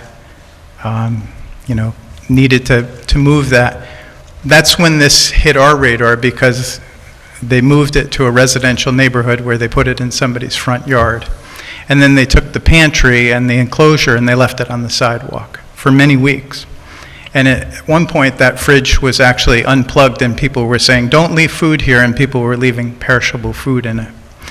That generated complaints in the neighborhood, and they went to the building inspector, and the building inspector found 2 parts of our code that refrigerator violated. One is the one that Councilmember Wake cited. The other is that in our code, you're not supposed to have a refrigerator outside with the doors on it because of the safety hazards. Now, they changed the way that refrigerators were designed in the 50s, but that doesn't mean there still aren't older units out there, freezer units and others, that still somebody could get trapped in. The building inspector made them take that away, which they did, and then we were looking at the one at the rec center, and I want to just show you, we did pull it, because it was in a very bizarre condition. I went over there before we were going to have this call with Fairground about the other fridge. And this is what we found. We found squalid conditions. There literally wasn't a bit of food in there that was suitable for human consumption. I would just say we noticed spoiled and rotten food, unsealed, unwrapped food, mold, rust, dirt. That's the top of the refrigerator where people frequently left food. Things were unsealed. There's the mold on the gaskets. This refrigerator was never even designed to be outside. There's actually a refrigerator that can be designed to be outside, but this was just left out. We were there on the 24th of September, and there was still food from August 1st that was heavily rotten. Expired items, mold-infested stuff. These things all went in the compost. Unlabeled things. As Nick and I have talked about, one of the reasons we didn't volunteer to take the fridge from Binnacle is because of the issue with this model of delivery of food. you're allowing anybody at any time to put anything in this fridge, and it's not in any compliance with any kind of food safety standards. Many of these things were not labeled. If you had a child who ate something and has a severe peanut allergy, they wouldn't even know they consume peanuts. And Chris, to add on to that, that was a concern I expressed to you and to staff, is from the city's liability provision. There is federal law that offers a Good Samaritan exception for someone who might get sick from food. However, there's a level of negligence that applies. So if you're grossly negligent, things of that nature, then the law doesn't apply. And when I saw what Chris was showing images of, and which we'll discuss sooner, it expressed to me a concern that the city was placed in a position where it would have liability if people were to use that food and then become sick from it. And it wasn't just the fridge, it's the pantry itself. People have, look at all the bread products and stuff that are just left out. Animals could get in there, there's nothing to protect it. And it was just, I would describe squalor. And we threw both of these in the garbage, which is the appropriate response to that. Now, we reached out to Fairground and we tried to have a conversation. We were going to make a statement together, and then several days later they made a unilateral statement that seemed to avoid any issue that there were food safety issues. We didn't just take this refrigerator. In fact, when we got rid of it, I had talked to our recreation staff, and I thought they would push back on leaving it. But over the years, people have left so many things in that fridge, including prescription drugs, illicit drugs, alcohol, expired foods. Somebody thought it'd be a good idea to leave 100 pounds of onions. I'd like to have Mark Price and Heidi Harrison, who had to deal with this fridge for 5 years, to come and talk about it. I also just want to express my concerns. I grew up working in restaurants, and I know what we had to do for health department inspections. I know about keeping food at a certain temperature. You can't leave foods out for more than 2 hours. Things are supposed to be labeled. Things are supposed to be sealed and dated. That was not happening here. And so I just want everybody to take a collective deep breath about this fridge. Number one, there are other ways to do this. The city supports multiple other food distributions that are in fact safe because somebody's managing them on a day-to-day basis. That includes a fairground distribution every month at Memorial Park. It includes two distributions, one at the rec center and one at Memorial Park by mutual aid. And also there is a Christian organization that does a food distribution at our rec center every Saturday. We are happy to look at models that are cognizant and respect food safety. I can't say that anyone could have described what we saw on the 24th as not being a complete affront to the dignity of poor people. And that's from somebody that grew up poor. Yeah, the only thing I'd add is I also went and visited the site before the refrigerator was cleaned out. It was pretty miserable. And I imagine that anyone wanting to use it, one, put themselves at risk, and two, weren't getting very far. I also spoke to the parties involved, meaning the recreation folks, and to a person, they all said the same answer that Chris just raised. So, as the administrator said, we can look at alternatives, but this is not a viable one. Anything else? No, I think we're good. Thank you for the time. All right. So I think we're on to the budget. Yeah, and I would just invite Susan to the table. We have Susan Tucker, our Director of Finance, and she and I are going to be doing the presentation after the mayor's budget message. So let me start up. Is that all right? Yeah. Okay. So I got a short message. I'll just read it. So, dear members of the City Council, as required by state law and the city charter, I present to you at the first meeting in October the 2026 proposed budget, my 6th annual budget as mayor for the city of Beacon. Here's the bottom line. The mayor's proposed budget for 2026 provides substantial increases in employee salaries and benefits, continues to deliver all current services plus new capital investments, and like every other budget I have proposed, keeps the property tax increase below the state property tax cap. Let me touch briefly on each of these, and then the city administrator and finance director will provide a fuller overview of the budget. Fairly compensating employees. By far, the largest change in the 2026 budget is increased compensation for our employees, along with substantial increases in health and retirement expense. All three of our union contracts were recently renegotiated, and we needed to make up for past inflation and stay competitive with other municipal employers. Our union agreements reflect a priority on fairly compensating our dedicated and skilled employees, which also helps us to reduce overtime and to fill vacancies with the best talent. The police union agreement, the last of the three to be negotiated, is the subject of an upcoming vote this evening. This commitment to our employees requires tough fiscal discipline in this and the next several budgets.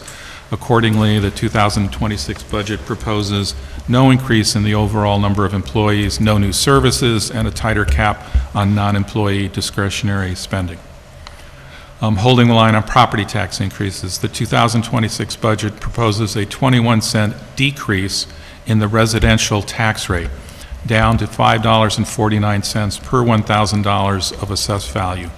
That is down by more than $1 since I became mayor in 2020, meaning 20% lower, and the lowest level in more than 16 years.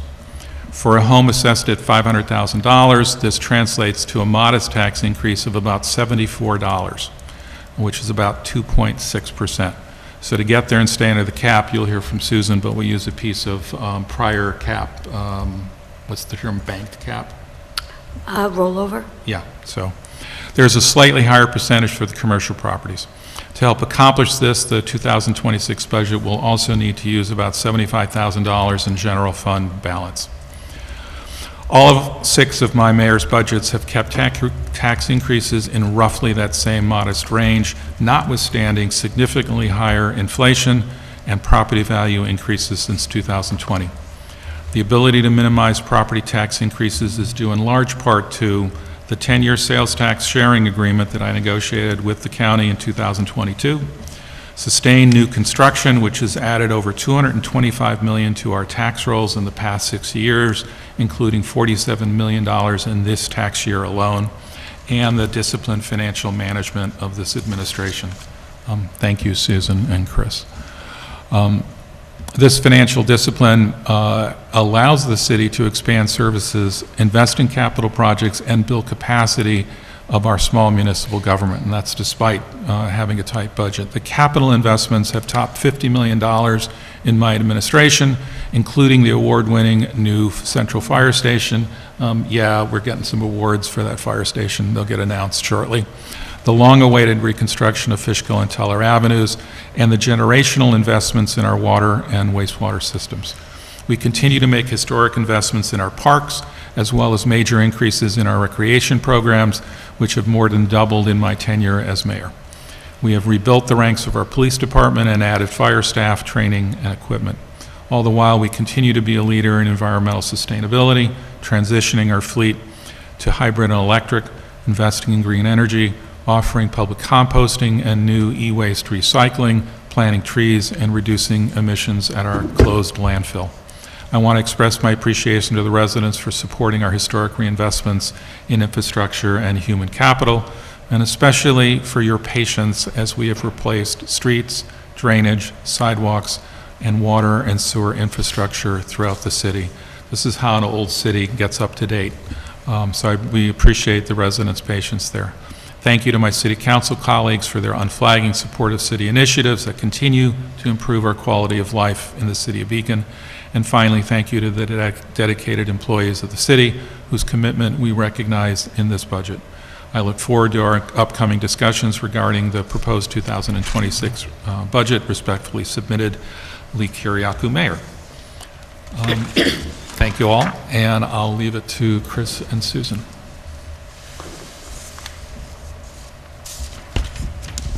Okay, this should be updating. I went to full. One moment.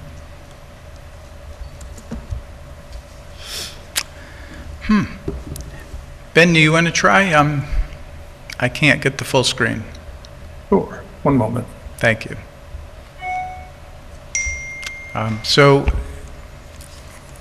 while Ben puts this up, I just want to thank Susan for all the work that she did on this, and our department heads for all of the preparation they did. The process that, by the charter, we have to present this every October, and by August, we're already asking our departments, and frankly, even earlier this year, to think about what their priorities are. A budget at its essence is a plan.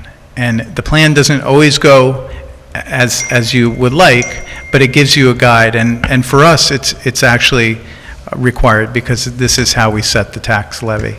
A lot of these photos you're going to see are capital things because I've taken pictures of all our capital projects. I didn't want to steal the thunder of the other operating stuff that the other departments are going to show. So Ben, can you advance the slide, please? So tonight, as we do every first October meeting, we do the budget message and the summary presentation. Next week, because of the Monday holiday, we'll be meeting Tuesday night, and we'll have our first three departments, police, fire, and recreation, doing their department presentations, and then you'll actually see pictures of people. We hope on the voting meeting on Monday, October 20th, to set the public hearing, which we would set for November 3rd. That opens the hearing, and then you can have that open as long as you need. On October 27th, Highway, Water, and Sewer Department presentations. And then basically our last meeting of the year is December 15th, so that is the last opportunity for passing the budget. Unless there's a special meeting. What we're going to do tonight is, Ben, could you advance the slide? Tonight we're going to give an overview, and Sue and I are going to trade off on some slides, and if you have questions, feel free to ask. This is kind of the big picture before we get into all of the various items, and we'll go into a lot more detail when we're in workshop. I would also invite the conversation for anything else that the council is looking to add to the budget for those workshops. So let's leave time at the end, and you guys tell us what you want to talk about. And Sue. Sure. We're presenting the operating budget tonight, or proposed operating budget. That consists of the general fund, the water fund, and the sewer fund only. Capital project discussion is done when we do the capital plan in the spring. This proposed spending plan totals $37.5 million amongst those three funds. $27.8 million in the general fund, which is an increase of 5.9% over 2025. $4.3 million in the water fund, which is a 0.6% increase over 2025. And $5.4 million in the sewer fund, which is a decrease of 0.6% over 2025. Our general fund tax rate for the homestead properties, we are proposing a 3.67% decrease. And for the commercial properties, it is a 2.73 increase. That varies based on the base proportions, which we'll discuss in later slides. So because of the base proportion, and also because there was an overall homestead assessment increase of 6.5%, we have a homestead increase, a tax rate decrease. It will equate to 2.6% increase of the city portion of the homestead tax bill. And the commercial properties will see a 2.7% increase on the city portion of the non-homestead tax bill. The tax increases have been mitigated significantly by the additions of the new construction on the tax rolls, and Lee mentioned that earlier, which the new construction amounted to $47 million for the 2026 tax year. The new construction also picks up 32% of the tax levy increase, which is very significant. Ben, next slide, please. So on our expenses, As the mayor mentioned, our primary increases this year are due to compensation increases. We did a new three-year contract with CSEA last year. Earlier this year, we did a 4-year contract with the firefighter union, and we're bringing to you tonight a 3-year contract for the PBA. All of them have relatively the same levels of increase. We were catching up from years of inflation.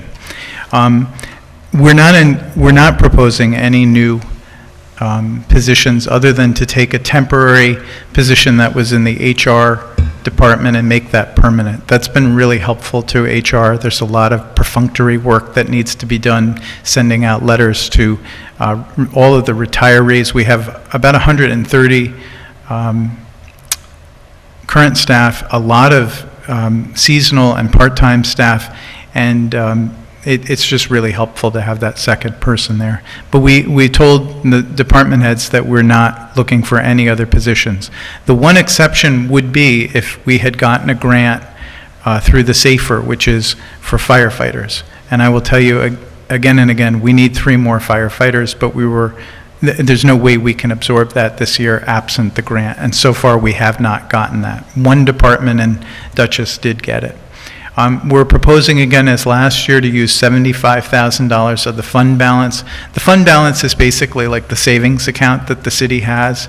It's comparable to what we did last year, and it's at one of the lowest levels in 10 years. We'd like to get so we don't use any, but this year it was again tight because of the raises.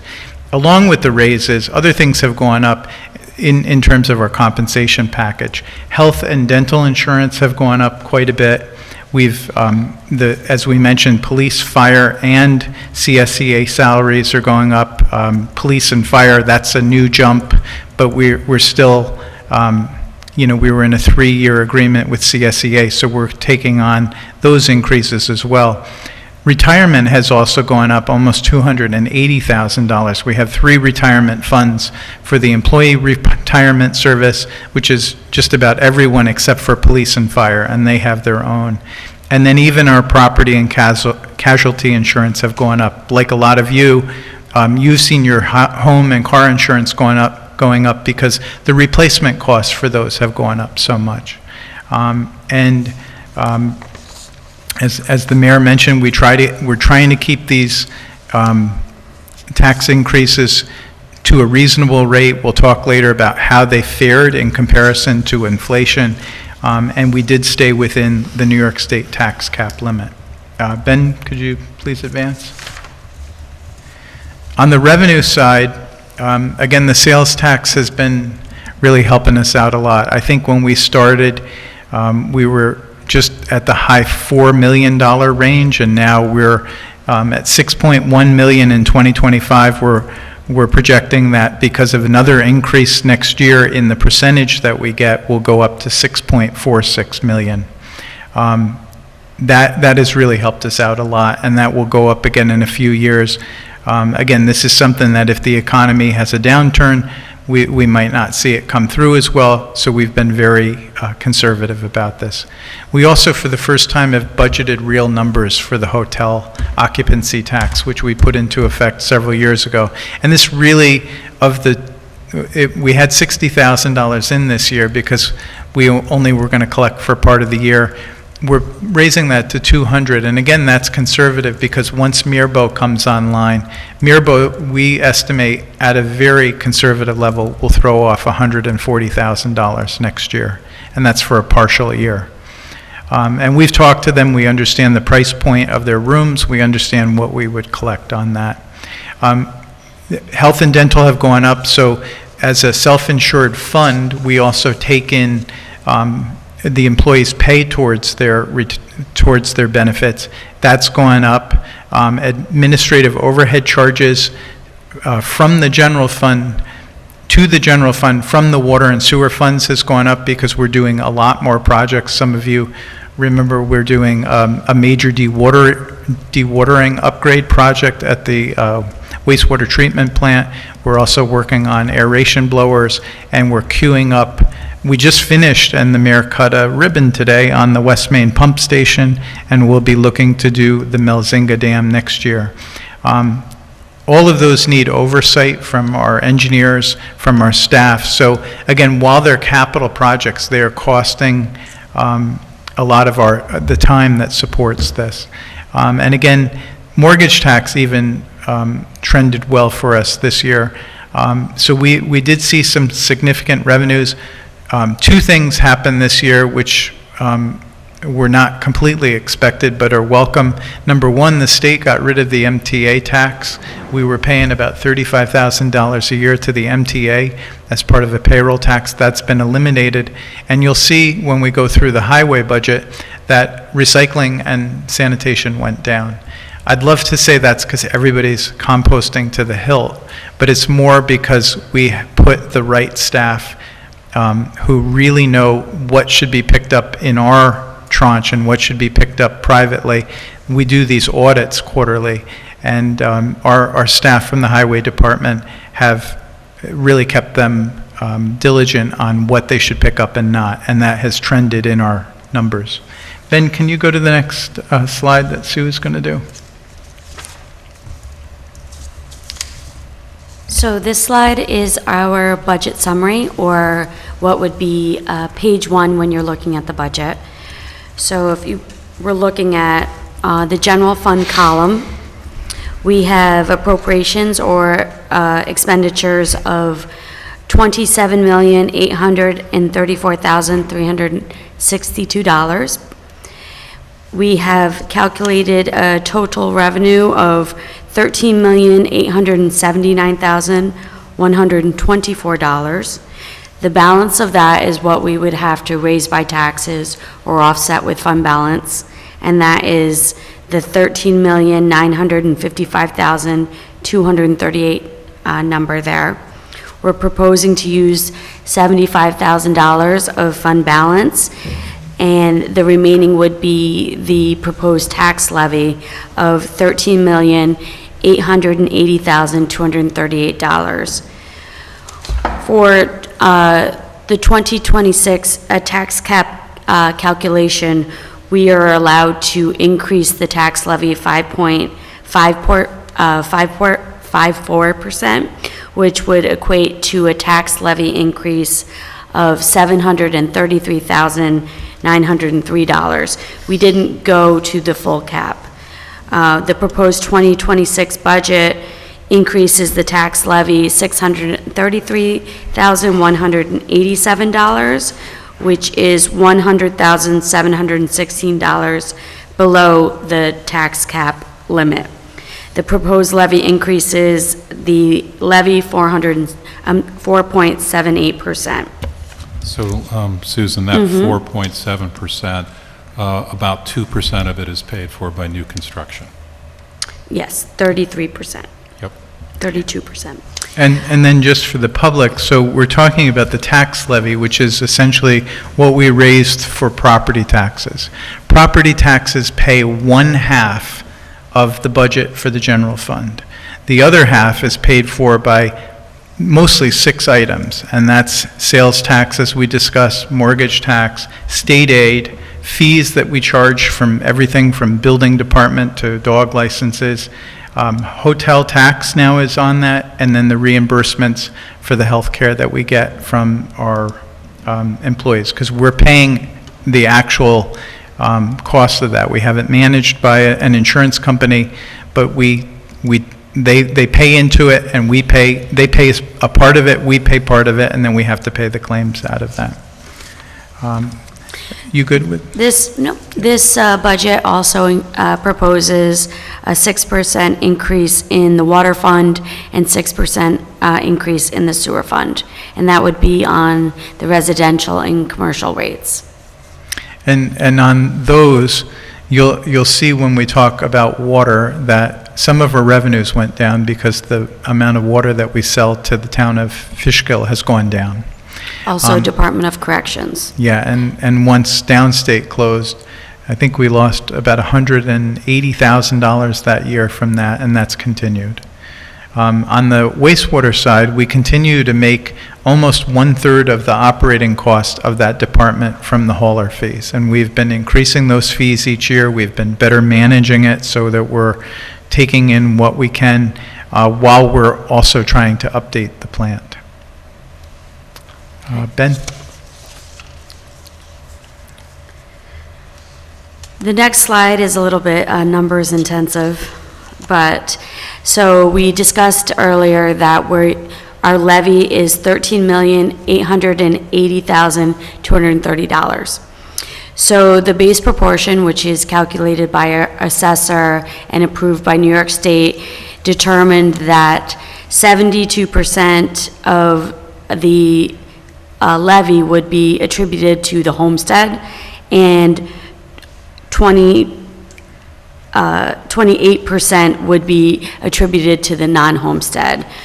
So that being said, if you look at the homestead column, the tax levy that is attributed to the homestead is $9,997,888.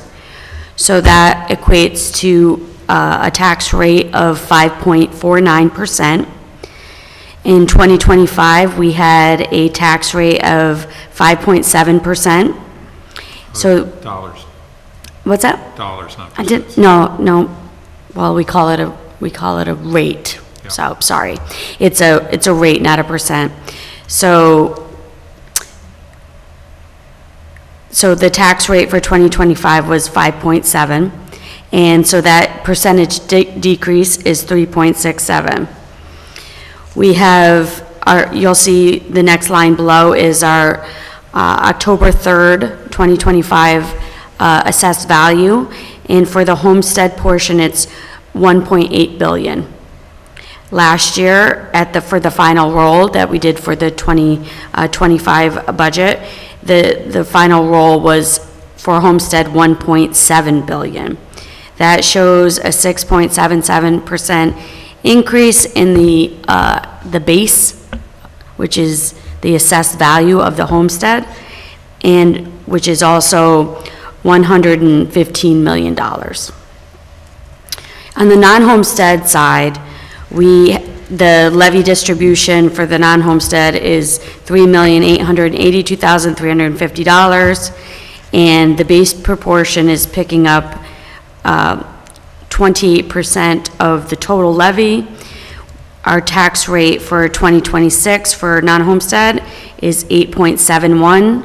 Last year, it was 8.49, which is a tax rate increase of 2.73.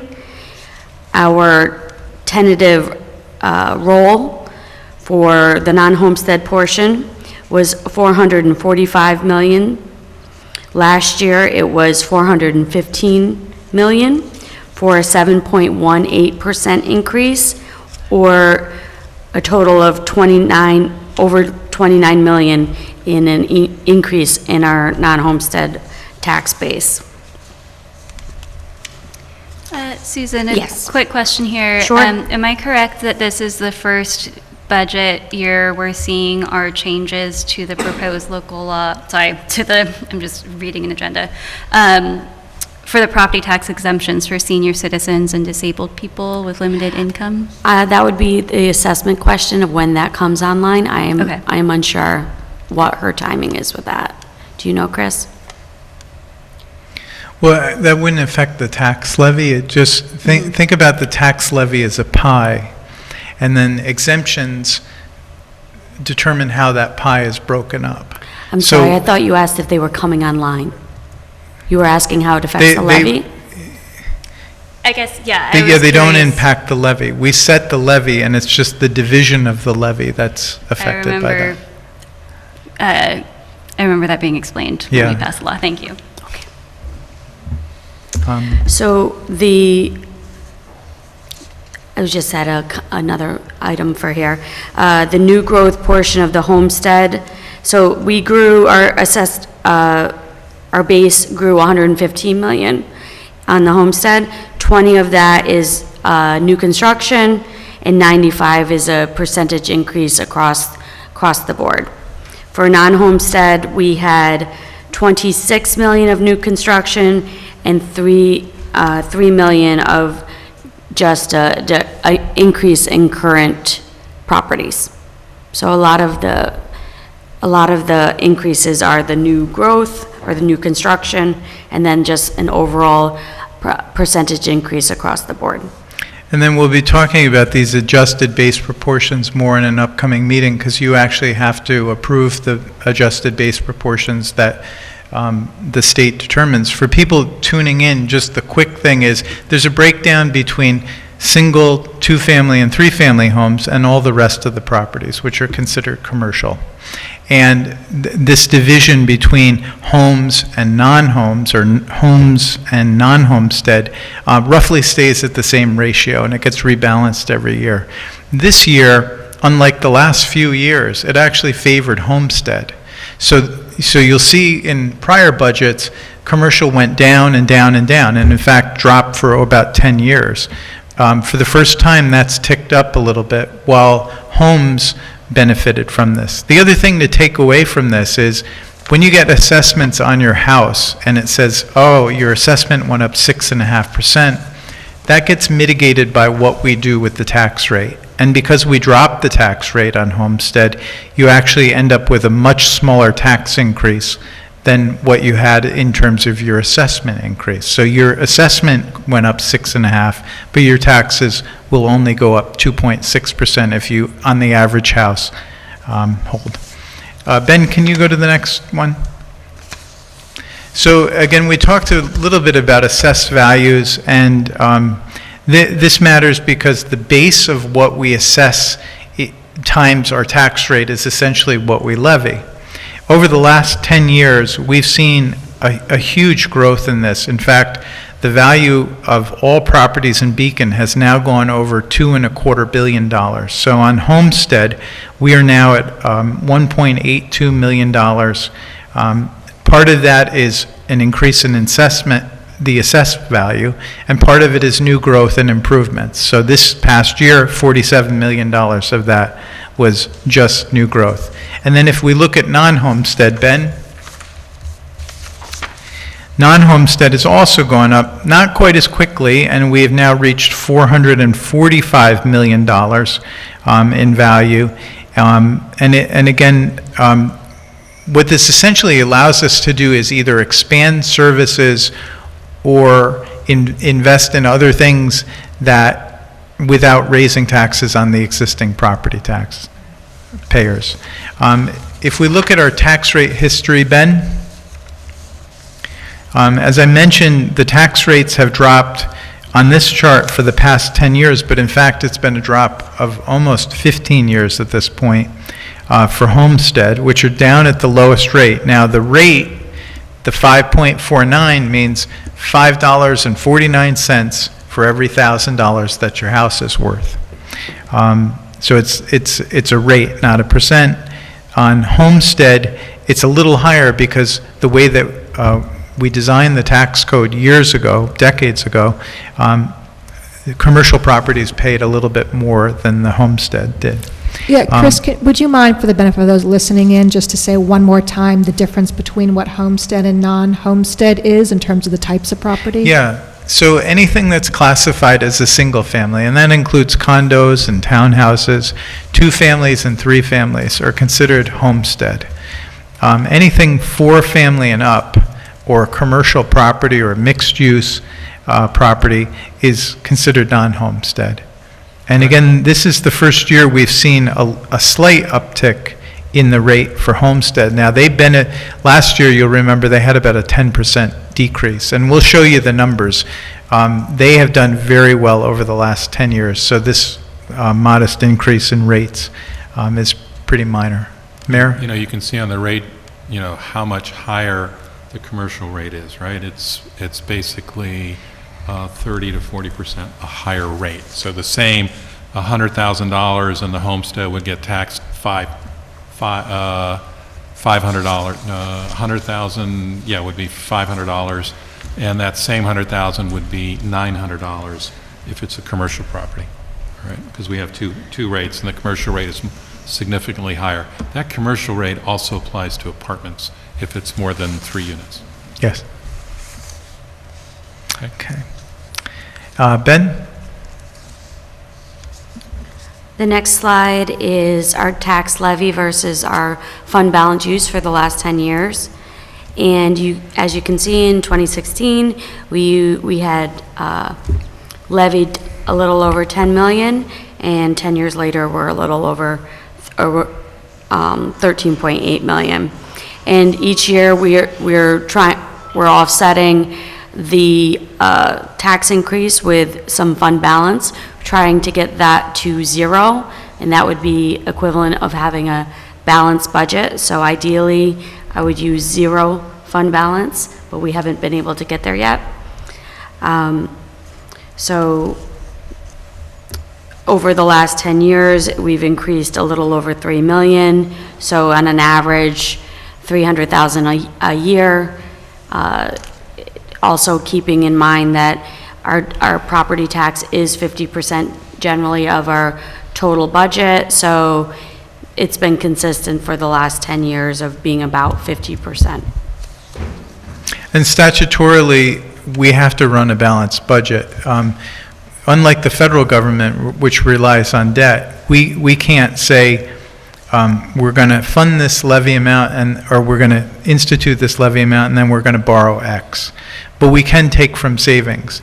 The problem with doing that is if you're going in the wrong, we're going in the right direction, and the direction is try to get that number to zero. And then you really do have a quote-unquote balanced budget. But for the legally, you are allowed to use some of your fund balance. Ben, can we move to the next one? I just have a general question. Going forward, say projecting 10 years ahead, we depend pretty heavily on new construction and for the income generated by that. Do we anticipate all our borrowing and stuff to be able to, because eventually it's going to, we won't be developing as much. Right. Well, ideally, we will be generating other revenues. So like new revenues this year was the occupancy tax. We had some cannabis tax to offset inflationary increases. So we're getting more to hopefully to more of a tax levy that is sustainable rather than we might have been a little low in prior years. So I'm hoping, I don't have a crystal ball. I'm not sure about what's going to happen with inflation, but we'll be looking for other sources of income. Yeah, that's one of the things we spent a lot of time doing is looking for other sources, right? Because we're trying to figure out how to make it work. And the new construction has fundamentally gone largely to parks. And you see how much bigger that budget is than, 5 budgets ago. Two things we're not doing, George, is increasing our workforce exponentially. That could be not sustainable in the future. We'd have to do labor cuts. The other thing is we're obviously spending on a new firehouse, but we're not continuously just buying buildings or going into debt for such things. We're trying to reduce the amount of debt that that we use. So. And you would, in that time frame, have another round of sales tax agreement, and you could work with the county on that. Our sales tax does go from 2.35% to 2.45%. That's a significant number. That's a 6-digit number. And then we're jumping to 2.6 a few years from now. You also have a number of pilots that are in effect, like Mirbeau's pilot, that decline over time. So while you're only going to get 50%, within a few years you're down to 40 and 30, all the way down to 0, and then you're getting full taxation. The hotel tax has been great because as they develop out, that's going to be an increasing share. On the expense side, we're also trying to bend the cost curve on things. Like a lot of the work that we do to have safer sidewalks or safer roads is to eliminate some of the lawsuits that we have. We've been trying to implement energy efficiency and renewable energy. You have a solar project on tonight that will help offset electricity in the future. So where we can think ahead to invest in preventative maintenance, I actually think one of the things we're doing in this budget by paying our workers more saves us money.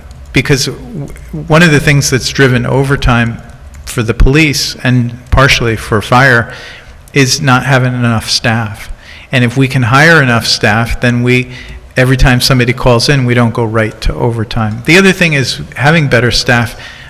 They're bringing skills in that we didn't have previously. When the fire department comes, we're going to ask him to talk about something he designed and our guy fabricated, and it saved, just in a couple days' work, saved $8,000. So we're looking for things where we can bring it in-house, and we're not doing, going out to bid for every single item. Thank you. I kind of assumed that was the case, that we were looking forward to the, into the future. Mhm. That a budget is not just about 1 year. Mm-mm. It's about considering, going 10 years forward. So I guess I just wanted the public to realize that and to understand that as well. Right. Yeah, as we talked through the 3 union agreements, we had to kind of sit and put out, here's the length of the agreement, here's how much is going up each year, and therefore how much each budget has to go up by to handle, in terms of the expense side, and then we start thinking through how do we handle it, right? And then- It's not and we- 10 years out, but it is 4 and 5. And then we look at other things, like we know our contract for ambulance services is up at the end of 2026. So in 2027, new costs are going to come onto the city for ambulance. And we're trying to figure out how to ramp that up rather than have that be a steep jump. And again, I think we try to get creative with how we're funding things. We don't have a lot of space here at City Hall, but we've made it work. And like Susan said, taking on a new building, people were critical about the decision to sell the 2 firehouses, but we built a modern, great facility, and we actually are going to bring down our long-term financing costs by taking the proceeds from those sales and putting it towards the buying down the bonds. Right. I think that's another critical thing, is where we can, and Susan's been very good at this, taking any surpluses and basically using it to obviate the need to take additional debt, because you're going to pay that debt over a long period of time. And sometimes you do that. It's an investment like a mortgage, and you have to do it. But if you can bring that cost down, less goes to interest and more can go to services. Sue, I think you're still up. Okay, well, this slide could be a little bit redundant because we did just discuss how we got to the tax rate, but it's also, we like to put this on so that we put it up on the website so the residents can see how their tax bill is calculated. So if we want to look into the homestead column, obviously we're trying to raise have a levy of the 13.8 million. 72% of that is attributable to homestead based on the base proportion. That is the 9.9 million number. We have the assessed value of 1.8 billion. In order to get to the tax rate of 5.9, we take the 9.9 divided by the 1.8 billion, times it by 1,000 is the 5.49 rate. Last year's rate was 5.7. We have a tax rate decrease of 3.67 on an average home of 500,000. The city portion of the tax bill would be $2,745. Which is an increase of roughly 2.6%. Which we'll see in the next slide. For the non-homestead, 28% of the levy is attributed to them. That equates to the $3.8 million number. They have a tax base of the $445 million. You take the $3.8 million divided by the 445 million, times it by 1,000, comes up to the 8.71. Last year's rate was 8.48. So that equates to an increase of 2.73% on an average property of 500,000. The bill would be $4,355. Ben? So we'll just walk through a tax bill sample. This is based on, just an easy number, 500,000. So if your house is worth twice that, these numbers you would just double. Many of you know we had a 6.5% assessment increase across the homestead sector of our properties. For somebody with a $500,000 house, that went up in assessment to $532,500. Taxes will go up just under 2.6%, so for that household, it would be an increase of $73.84 for the year. I also want to know, a lot of people get confused about the different entities.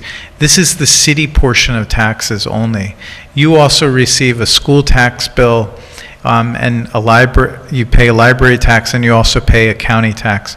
We don't control the percentages on those, we just control what the city assesses. Ben, can we go to non-homestead, please?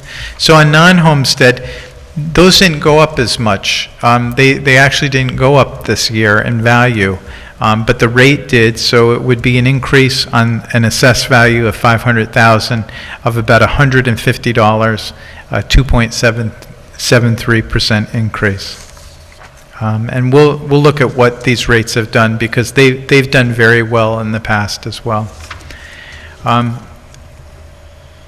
next slide. So we can do this one together. Right now we have 132 and a half full-time employee positions. Again, we were at kind of midway. We had a temporary position we did for HR, and we're just kind of codifying that in the budget, but we propose no other additions. And I will tell you, we could use additional staff, but every time we take on additional staff, we're not just taking on their salary, we're taking on their fringe, we're taking on their workers' comp, we're taking on their retirement. And the retirement for us is really very high. I mean, I think we pay over $4 million a year just in retirement costs. So these numbers are large. We could use more firefighters. Susan could use somebody else in finance. I've talked about that in the past. Frankly, we're getting to the point where some of the regulatory framework for the MS4 stormwater regulations are going to require us to have somebody else in the building department, at least part-time, assigned to doing that kind of thing. But we told the departments that we want to invest this year in the staff that we have. We want to try to get the police department fully staffed. And again, you'll see over this 10 years, we've gone up a little, but we're still pretty lean for a city this size. Sue, you want to? I agree, and the temporary help that is within HR also assists my department. Whenever we're heavy collection period, they'll process payments, any scanning that we need done. They're also working on our e-initiative to digitize all of our records, which is a substantial project that I've wanted done for at least 10 years, and just no one had capacity to do it. The other thing that our employee graph reflects is the transition from the administrative assistant to the mayor to the city administrative department, the city administrator's department, I'm sorry. And that would be Ben's position, if you want to talk about that. Yeah, so I think we've mentioned this previously, but succession planning is a big thing that we try to do. Many of you know Ben has a law degree. He's been an amazing help since he came about 4 years ago. And we are proposing to make Ben a new position, the Deputy City Administrator. So he would move from the mayor's office into my budget. This would take effect in early January, and we are in the process of developing the new job title with Dutchess County. Now, part of that can include doing some of the housing stuff. We've talked to Ben about his willingness to do some trainings on housing. He is an attorney. He's not practicing at the moment, and I think, again, we often have to try to think, how do we use the existing staff for different things? And I think, you saw what he did with the housing page. I think we could do a lot with Ben in that new position, and I think it also sets him up. It's really hard to make the jump from any other position to city administrator, and this really helps. He's now sitting in on project meetings, he's sitting in on negotiations, and he sat in on budget meetings. So he's going to have time to learn firsthand all of the things that Sue and I know. Just to clarify, Chris, and his current position of assistant to the mayor, that will be sunsetted if that? Yeah, we'll put it on the back burner for this time. It's not included in the budget. Okay, great. So his funding as the new position is what's in the proposed budget. Great, thank you for clarifying that. Yeah, and again, backfilling that is really difficult because I literally don't have a desk for somebody to sit at right now until we make some renovations, which we do have coming down the line, but they're kind of behind the line of other renovations. Ben, can we go to the next slide, please? So this is a pretty graph that shows the breakdown of everything combined. Usually we see this in the general fund, and this includes water and sewer, and you'll see again, the largest one is by far police. General employees, water and sewer are somewhat close. These are expensive items to deal with, and somebody mentioned before, if you keep having development, you're going to need all these new things, and it's important to know that we carry fixed cost, and oftentimes the more we don't invoke marginal cost because of buildings that are being developed. You have to go to a certain level to jump that marginal cost. So we're going to have 4 police on staff on a shift, whether or not we build the TOD or not. And if we build the TOD, then it helps to offset the fixed costs that we're already dealing with and to absorb, to help pay for some of the improvements. We have been working through a backlog of deferred maintenance on every public facility in the city. It's almost like for 30 years we really didn't have the money to necessarily invest in the things that needed to be done. And then on the revenue breakdown on the next slide, Ben, this also includes sewer and water. So again, you see property taxes are a very large part of this. Sales tax are the second largest. What's not insubstantial are the water and sewer fees. And again, we're doing our best to try to figure out ways to keep those modest increases. So we have been increasing the haulers, and we have been increasing the new dewatering technology that we're putting in is also going to help us reduce costs going out of that. So our net proceeds from haulers will go up. Ben, next slide, please. So if you look at the inflation over the last 5 years, we've really had cumulative inflation of, I thought I had this, 23.6%. And we've all felt that in our own lives. We've been able to keep homestead taxes to a cumulative increase of just over 10% in that same time. We've kept we actually decreased non-homestead taxes by almost 31% during that time. Now, the takeaway from this shouldn't be that, we should raise taxes more and then buy more stuff. We are trying to be really sustainable for the future because we have no idea when the sales tax may turn down. We're facing increased costs because of cuts at the state and at the federal government. We have a sidewalk project that's on hold right now because we never got federal monies. So we are trying to think ahead, and we're trying to be really cautious.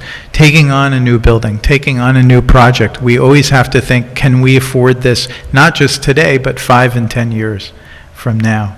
And part of the affordability of the community and not displacing long-term residents is not taxing them out. So we've really felt that. We hear from a lot of people, particularly during the grievance time and when assessment letters go out, that they're on fixed incomes. So even a 2 or 3% increase is hard for them, but it's a lot better than what some of the other municipalities in the valley are doing, where they're almost at double digits. Some of the cities around us have done as much as 9% increases. And I think this is the balance that we're going to try to keep. Yeah, the city of Poughkeepsie did a 9% levy increase last year, and I was privy to an email between the supervisors and mayors in the county as to what they were looking at this year, and a number of them were going over cap, including the city of Poughkeepsie. And again, it's not fair we're not apples to oranges. Yeah. They don't get the sales tax. The only community that gets the sales tax other than us is the city of Poughkeepsie, because legally we have the right to impose our own sales tax. The towns do get a share, it's A just a small, lesser, yeah. it's a lesser amount. Yeah, it is. It's nothing like this. And I would just say, the new construction, we have options today that we didn't have 30 years ago when we were selling buildings for $1 and just trying to get anybody to develop anything on Main Street in empty shells. I know that people don't like all the development, but the work that we did this past year on South Avenue, the skate park renovations, what we're going to do next year in Memorial Park, we're trying to tie a lot of this growth to reinvestment in the community. Ben? So I'm going to end with this pretty banner. I really like this banner. This is on the back of the restroom that we installed at South Avenue. I'll take any questions that you have. I know it's late. Would we be able to get a copy of this Yes. presentation? So, For a very small fee.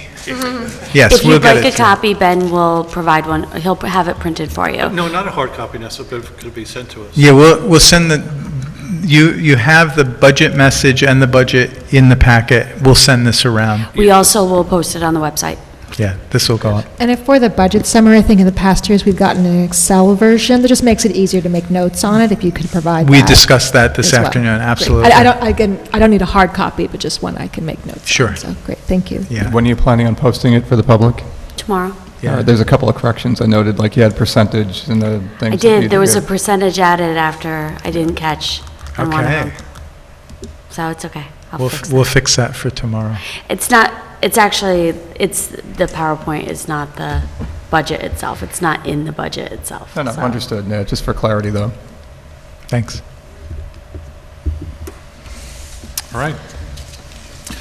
We ready to do local laws and resolutions? Thank you, Susan. All right. Sue, go home. Thank you. Thank you, Sue. Thanks, Sue. Appreciate all your work. Well, just on the budget, there was a lot of talk about the housing coordinator position and its relevance and when it might fit into a budget discussion, just not to dive into it now, but when would that be appropriate? I know we have upcoming presentations on different components of the budget, so can you speak to that? Yeah, when we do our various bits, right? But I will ask you all, please look at the county website, because again, if you're going to do a comparison to other communities, you need to know what their counties are doing, and the other counties aren't doing diddle.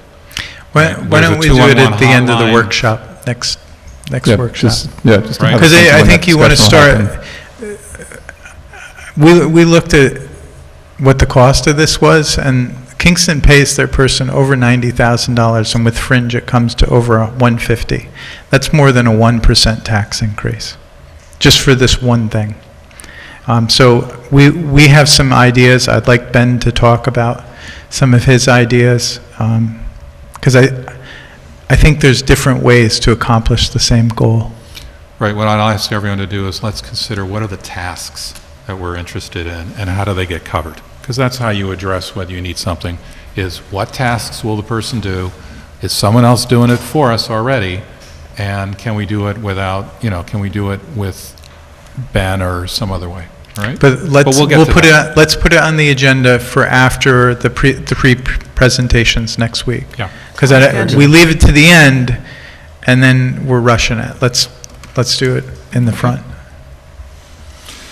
All right, so first resolution is appointing Glenn Williams to the position of Water and Sewer Maintenance Helper. Can I get a motion and a second? Motion. Second. Amber and Paloma. Chris, will you tell us something about Glenn? Sure. We discussed this appointment last week in our workshop. Glenn Williams is being proposed to be appointed as Water and Sewer Maintenance Helper. We were doing interviews for another open position that we had at Water, and he was somebody who really impressed us, and we actually are downgrading one of the positions we had open so that we can bring him in. He had HVAC installation experience. He has a Class B commercial driver's license. He's done property management, excavation. He's able to drive our vacuum truck and our sewer cleaning equipment, and we would like to hire him after voting on him. All right, any other discussion? All right, all in favor of appointing Glenn Williams to the position of water and sewer maintenance helper, say aye. Aye. Aye. Anyone opposed? Okay. Second one is appointing Michelle Rios to the Board of Assessment Review. Can I get a motion and a second? Motion. Second. So Pam and George.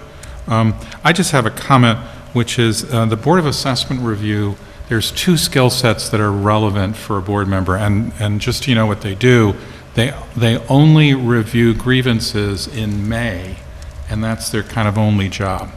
And the two skill set areas, which I know from having run the property tax agency, is either you know something about real estate and real estate assessments, or you know something about numbers. And the first person I'm appointing is in the real estate business. You want that expertise. It has no effect on assessments. The person doesn't get referrals, the person isn't selling anything, but the person does know something about the market and what assessments might be. The second person I'm appointing actually knows about numbers. And Amber, you will recall when we added people to the Data committee. The Fjord Trail Committee, yeah. I needed people who actually understood numbers, because there were people on the other side who had no idea and were just making stuff up. So that's the basic skill set. The alternative, which I used to see years ago, is you just appoint, some people who don't know much, and one of two things happens. Either they do whatever the assessor tells them, or they favor their friends, neither which I wanted as a response. So I just want you to know that. Any comments on the first one, which is Michelle? I don't have a comment on Michelle or David in particular, but if there is an ethics complaint about any of our committee members, where does that go? I know we don't have an ethics committee anymore. I believe it disbanded several years ago, and so I want to understand where complaints or concerns should go. Yeah, we almost never have had one. If we ever do, we can form one, but I think the alternative would be to ask the county to do it, because the county has an ethics committee. In fact, one of our citizens is on that now, and so that might be another approach. Our office will also get involved and try to facilitate a resolution, provide advice and guidance, but you're right, there are other resources available. Yeah, but thank you for asking So that. someone, if they had a concern, they should go to the county ethics board? Well, they can come here, and then I think I would refer them to Nick, and Nick might suggest that or offer something else. Is it ethics for the position that they're volunteering for, or is Yeah. it for their personal life? Well, so Business. it would have to be that somehow there's some conflict with respect to their position, right? And the Board of Assessment Review, again, I don't think has any, conflict. That would be like, anyway. But that's how you go about it. Okay? And the board meets as a group? It's not just whoever shows up that Yeah. day, it's a group? It's 5, and it's done in May during grievance period, and then they review grievances and with attorney advice and the assessor. Right? And they receive training as well. There's That's right. state mandatory training. Yeah. And is there sort of a standard, particularly with the Board of Assessment Review, is there a standard conflict of interest disclosure or process that they have to go through? I can't speak to it, but I can't speak to their process now. Again, unless you're the assessor of Beacon, I don't think there's any conflicts at all, because the role is to, if someone has a grievance, the assessor provides data of adjacent homes or like homes, and you look at those relative to the assessment of the particular home that's being grieved. I don't see what there could possibly Well, be. if it was your property, you'd have to recuse yourself. Yeah. If We you refer were, that to other communities where someone has grieved their own assessment, yes. yeah. Yeah. Right, so, you know, if somebody, you know, somebody owned a bunch of properties and were on it, that might create a conflict for your particular one, but only your particular one. Correct. Yeah. Okay? And then I'll also point out, this candidate's been on the Board of Assessment Review for 15 years. I think 10. 10, oh, this is the third This- five-year term? this is the Sorry. third five-year term. And, you know, our assessor actually says the person does a really good job and would be happy to have her do it again. All right? Let's bring it to a vote. So all in favor of appointing Michelle Rios to the Board of Assessment Review, say aye. Aye. Anyone opposed? All right, then similarly, can I get a motion and a second on David Ross to fill a vacancy on the Board of Assessment Review? Motion. Second. So that's George and Pam. I think many of you know who David Ross is. He actually has a good numerical background, and he was very gracious enough to say he would do it. We always struggle to fill this one, so any other comments on David? Not on David, but just on the point you just said about struggling to fill this particular position. Can you say a little bit more for any community? I know these are 5-year terms, so there might not be a vacancy for this particular one. Yeah. But just how these are kind of advertised or shared, so community members who might have relevant experience kind of know they can put their name in the hat for things like this? Yeah, I think the primary issue is it's, you know, an arcane committee, right? And, you know, only a data geek who's interested in property assessments like, you know, your mayor, when he ran the agency, has some interest in this area. So it's hard to take on people. Again, it's helpful to have a background in real estate. You could be, you know, an assessor, an appraiser, various other roles. It's otherwise relevant to have a numerical background because you're presented with data that are looking at comps for homes that are being grieved. So, you know, we can certainly advertise it. These are also, there's only 3 statutorily required committees in the state: the Planning Board, the Zoning Board, and the Board of Assessment Review, and it's just important we fill this one quickly. Okay? How would you advertise it? You just said that we could advertise it. I guess I'm asking about all of our committees. In general, I think we've asked a couple, it comes up every couple Yeah. of months, you know, how do people know when there are vacancies on the committee? And there's never a full answer. Well, so we can post, but again, this one, I just figured nobody in their right mind would be interested. And I we had to solicit. But we do accept applications anytime. If you go on the website and you have an interest, somebody moves to Beacon, somebody decides they've retired, they want to contribute some time, you can go to our website and you can submit an application. The kind of default here is when somebody's term is coming up, if they've done a good job and they show up at meetings, we reappoint them generally. We had one who did not show up, and we were asked by the assessor to consider a different candidate who would actually make a commitment to being there. We didn't have a lot of time either on this one. This is a little unique from the other, but we went back, we had no expressions of interest, no applications. We didn't go out and publicize it. Ben and I realized, you know, a few weeks before this was going to expire, that it was expiring in October rather than December. And so we said to Lee, can you figure out somebody to do this? We also did ask the assessor, and she didn't have any recommendations other than Michelle has been great to work with. I'd like to renew her. So we did that. All right. Well, you said a few times, Lee, that Mr. Ross knows numbers, but you look at his resume, it's all art Yeah. curatorship. Can you speak to that just for a few minutes? Yeah, he happens to be the finance person for the country club and a few other things. So somewhere along the way, he learned numbers, probably from running budgets of museums, right? Because I talked to him about it, and he was comfortable because I had to explain, here's the role. He was more concerned about it being too much time, but once he heard it was a fixed amount of time in the month of May, he was willing to do it. So. Is there attendance requirements for positions, you know, Well, these if type of positions? In this case, it's just one meeting a year, so Right. if you don't show up to that for 2 years of your 5-year term, It's a problem. it's a real problem. Yeah. And again, we don't really have any other attendance standards with any of the other committees. They manage their own committees. If they have an issue, they would relay it to us. And that, again, would be most pertinent to the other two committees that are statutory, the ZBA and the Planning Board. All right. So we're okay to go to a vote? Yes. All right, so all in favor of appointing David Ross to the Board of Assessment Review? Say aye. Aye. Aye. And I'll tell David he has to sharpen his mathematical pencil. But he's good at it. Okay, so anyone opposed? Not hearing any, that's done.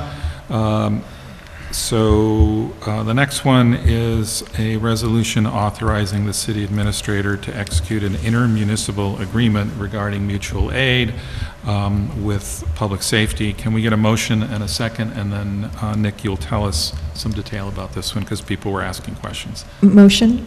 Second. So Molly and Amber. Nick, what are we intermunicipal agreeing to? Certainly, Mayor. So first, just a point of clarification as to the process. So the resolution is authorizing the city administrator to sign the agreement.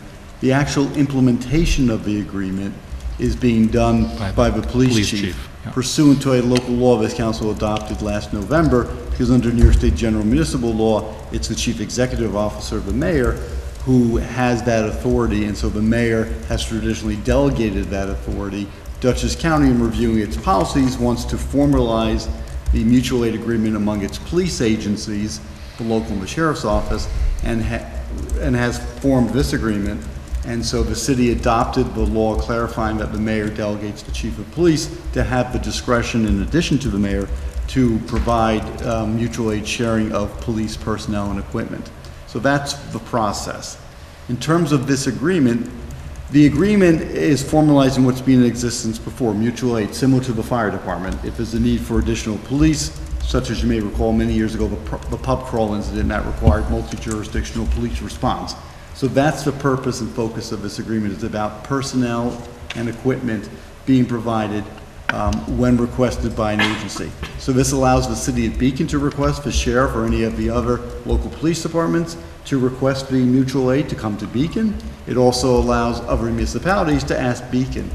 What this agreement provides for is that it's up to the agency who is being requested to provide the personnel and the equipment to determine if they have the resources, desire, or ability to do so. So it's voluntary, it's not mandatory. The police chief would be the one who would be asked for a request and could determine in the police chief's discretion whether or not the resources are available or if responding to that is consistent with the police policies.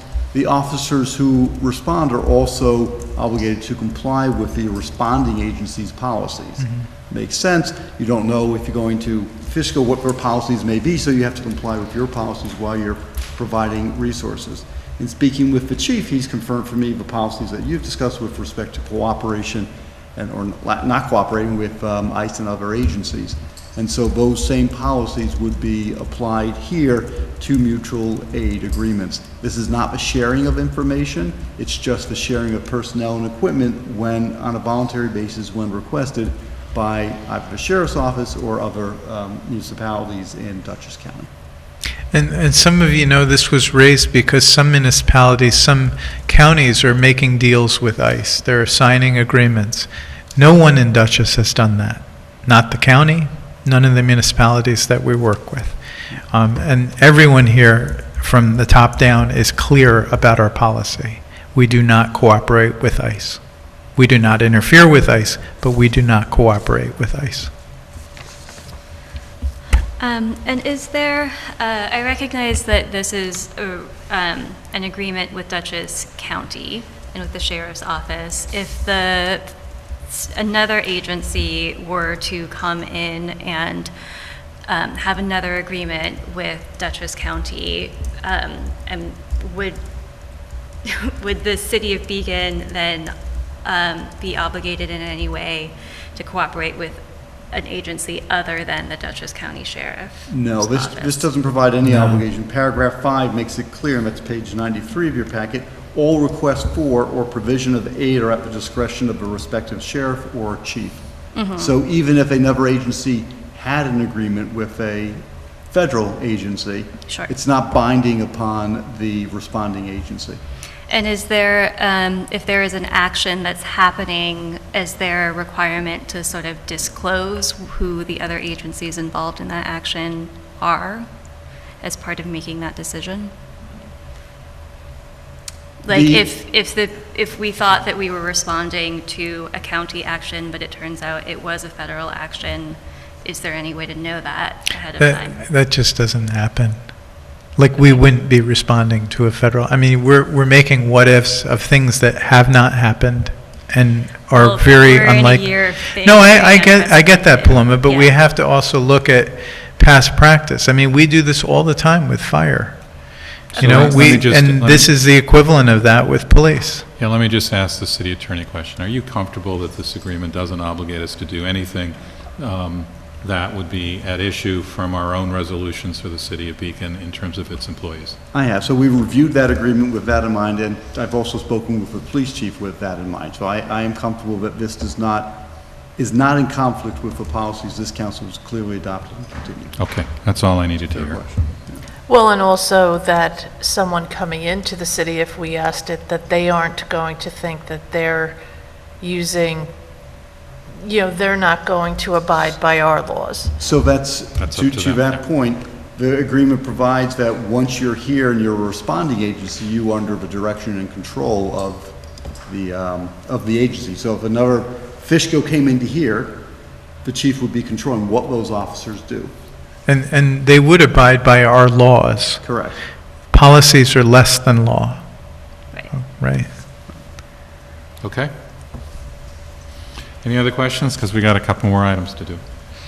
Just one more question. I believe we went over this same as we did with fire, but in terms of understanding accountability, and if a decision was made, regardless if this was with the police or with fire, that ended up violating a law of the city, what is the sort of chain of command or accountability if a mistake is made?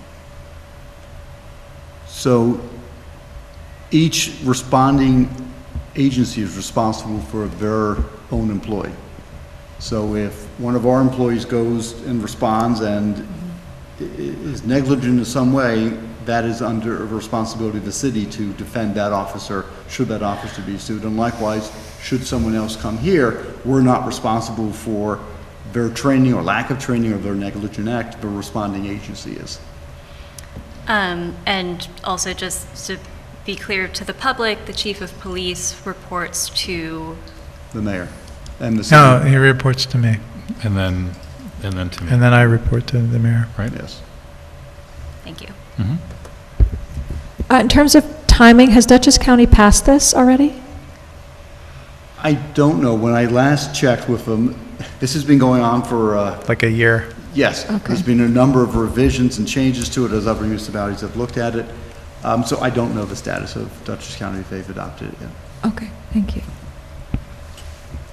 All right, but again, you are comfortable that nothing in this agreement would contravene our policies that we've promulgated with respect to our employees in the area of cooperation with, other than a judicial writ? That is correct. Okay. Yes. All right, I'm going to bring it forward because we still got more to do. All in favor of authorizing the city administrator to execute this agreement regarding mutual aid, say aye. Aye. Aye. Anyone opposed? Thank you. Got item 5 is also awarding a contract. This is to Renewa Energy for the rooftop solar array project. Can I get a motion and a second? Motion. So Paloma and Pam, thank you. Chris, give us the quick version. We just discussed this in workshop. This is to award a bid for $288,808 to a company called Renewa Energy, Inc. from upstate, which is a veteran-owned business. They will be installing solar panels on the highway garage that basically cover the 136,000 kilowatt hours that we use for that garage every year. We are well below our engineer estimate, and this is good for us because we've gotten $125,000 of this amount through an assembly earmark through Assembly Member Jacobson. So this would allow us to cover that and probably more. It took longer than this was in your 2023 capital program. It took longer because we were looking at things as like how not to penetrate the roof to secure these. And we came up with our engineers came up with a clamp system that this company can do, and we would have them do this fall. So before winter, we would have these up. All right, any questions, comments? All right, so we discussed this in workshop. All those in favor of awarding a contract to Renewa Energy for the solar array project, say aye. Aye. Anyone opposed? And I'm just super happy that we're moving this project forward that I know has been on the docket for a number of years. Yeah. Thanks, yeah. Okay, next one is a resolution requesting the state of New York to transfer ownership of the University Settlement Camp to the city of Beacon. Can I get a motion and a second? Motion? Second. Molly and Amber. We all discussed in workshop, but Chris, the quick version? Yeah, and I know a number of you toured the facility this afternoon, and thank you, Ben, for arranging that, and Mark Price for doing the tour. The settlement camp is a 50-acre property off of Route 9D. It's where our pool is located, and we have our camp. We have had about a year of conversations with regional staff about the fact that we are really limited in reinvesting in the physical condition of that facility. We've done a great job with I have to say, our caretaker, Andrew Stevens, who's with our water department, has that place looking better than I've seen it in decades. And I had worked there in the 1990s, so I have a familiarity with it.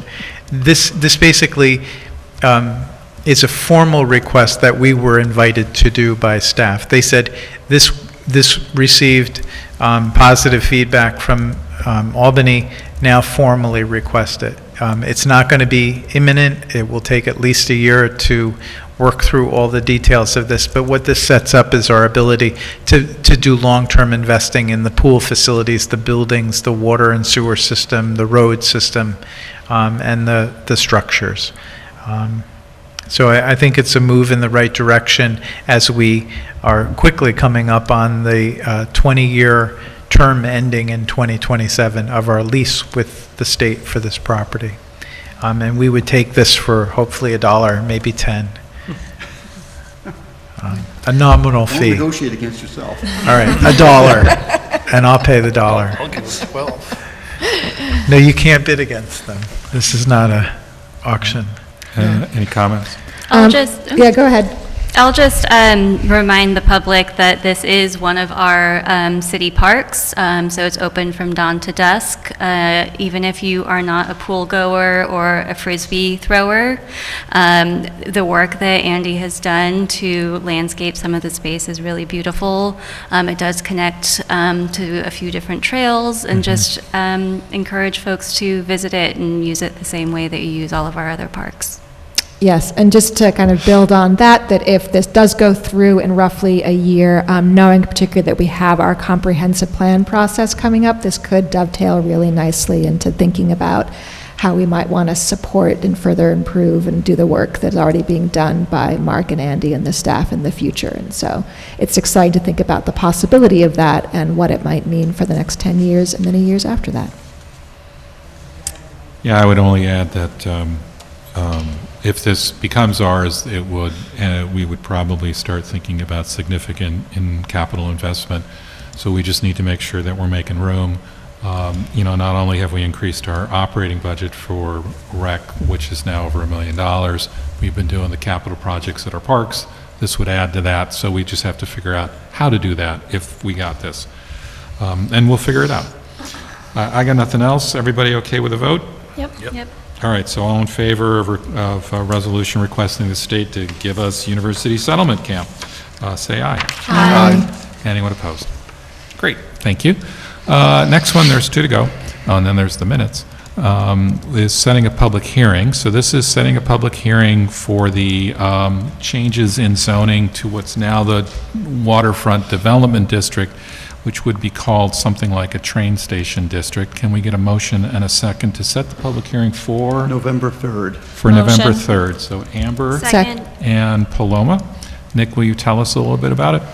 Sure, and this resolution also refers the local law to the county and city planning board for review and recommendation. So the existing waterfront development district, WD, is being proposed to be renamed the train station district, and most of the changes are process changes, and to clean it up, there aren't any significant substantive changes in terms of the density or any of the zoning that is there.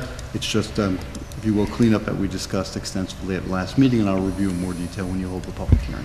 Okay. I appreciate your brevity. Thank you. A process question in terms, there was some change about like the 400-foot provision, but it seems like in terms of the order that we would, assuming that the planning board has time to review and we have the public hearing, that we would have a time to discuss kind of the changes and where the law stood before we voted on it? Yes. Okay, great, thank you. Okay. Yeah, and if there's some interest to having a lengthy discussion, we can put it in a workshop before the public hearing, right? Okay. So all in favor of setting a public hearing for changes in zoning to the train station district for November 3rd, say aye. Aye. Anyone opposed? Great. Last one, we need to get a resolution authorizing the city administrator to execute an agreement with the Patrolmen's Benevolent Association. So this is our police union contract. Can I get a motion and a second? Motion. Second. Amber and Molly, and Chris, will you tell us something about this? Sure, and I'm going to just use the acronym PBA for that longer term. Before I start talking about some of the details, I just want to talk about the process a little bit. Sarah Morris, our Director of HR, and the Police Chief and I started conversations with the PBA about 2 months ago in anticipation of their current labor agreement expiring at the end of this year. They were under a 3-year agreement that we had done. We were trying to get this done before the budget, and I really appreciate PBA's work to do this. They actually scheduled a special vote last week at which they approved the draft contract so that we could consider it tonight. I did bring this to the executive session, and we talked in some detail about this in executive session. For the public, I'll walk through the major parts of it, and if the council has any specific questions, why don't we jump into that? But I do want to thank Sarah and Tom and the team on the PBA side. We had a really good process, and I think we came up with a good contract. This would be a 3-year agreement to replace the outgoing 3-year agreement. So this will go from January 2026 until December 2028. The mainstay of this is a 4.5% increase each of the 3 years for all police officers. And you'll see in the draft agreement that's in the packet, we have 6 steps, starting in 6 steps of police, and each of those go up 4.5% each year. That represents most of the value of what we did this year, and it's absolutely in it's analogous to what we did with fire and CSEA, which also got 4.5% raises. And again, we were facing a situation where we needed to catch up because of inflation, and we needed to catch up because other departments were paying much more than we were. We were starting to lose people to the city of Poughkeepsie, which I don't recall we've done that in the past. This puts us back in a competitive position to retain the staff that we have, to try to attract new transfers and other recruits, to fill the 3 open positions that we currently have in the 36 staff department. In addition to the 4.5, one of the other initiatives that we did at the request of PBA, but we also recognized that this had value, is to try to reward people taking additional responsibility. So you'll see the 4 ranks that we have other than the chief, which are detective sergeant, and lieutenant. They get a premium on the 4.5, so they get a little bit of a bump above that to try to encourage people next time one of those positions opens to go for it. In terms of incentivizing responsibility, you'll also see we we did an increase in the daily stipends for the officers that serve as FTOs, or field training officers. So once one of our recruits comes out of the academy, they have to spend about 3 months shadowing someone, and that's a lot of responsibility, and that was only being paid $40 a day, and we've just increased that slightly. Again, as I said to the union, the 4.5% was most of the value of this, and the other things were just try to not lose ground and catch up a little bit on things like the field training officer stipend, a stipend we pay detectives for taking home a phone. They're on call for a week at a time, and it basically makes it so that they can't travel, and they're very limited in what they can do because they have to be ready to come in on call at any time. It does a very modest increase in the clothing allowance, and one of the things that I like is that we added, for new recruits, they get a $1,000 clothing allowance, which is a little more than the $800 everyone else gets. Because in the beginning, you're buying a lot of equipment that you don't have to buy again. And we did the same thing with fire, because people who are at the beginning of their career and least able to absorb these costs were saying, you know, I'm going into debt just to buy all of the equipment that I need. We have also incorporated into this agreement the other MOAs that we did in the past. For instance, PBA was granted the Juneteenth as a holiday, so that's put in here. We had done a couple things with the PBA about vacation days to try to reduce the number of vacation days people were taking while we're so short-staffed, so we didn't have to go to overtime. So those are included so that they can sell back 10 vacation days a year, and they don't have to bundle their vacation use in 5-day bundles, which they do. For some officers, they had to. One of the things that's new to any of the contracts here is we're offering 1 week of paid parental leave. We give 5 days or a week off if you lose a child. But we've never given a week if you have a child or you adopt a child. And so that's included in this. And again, I think that's, for me, part of making this workplace more family-friendly, and also recognizing the challenges that young families face. In return for some of this, we did get a shift on the use of earned time off.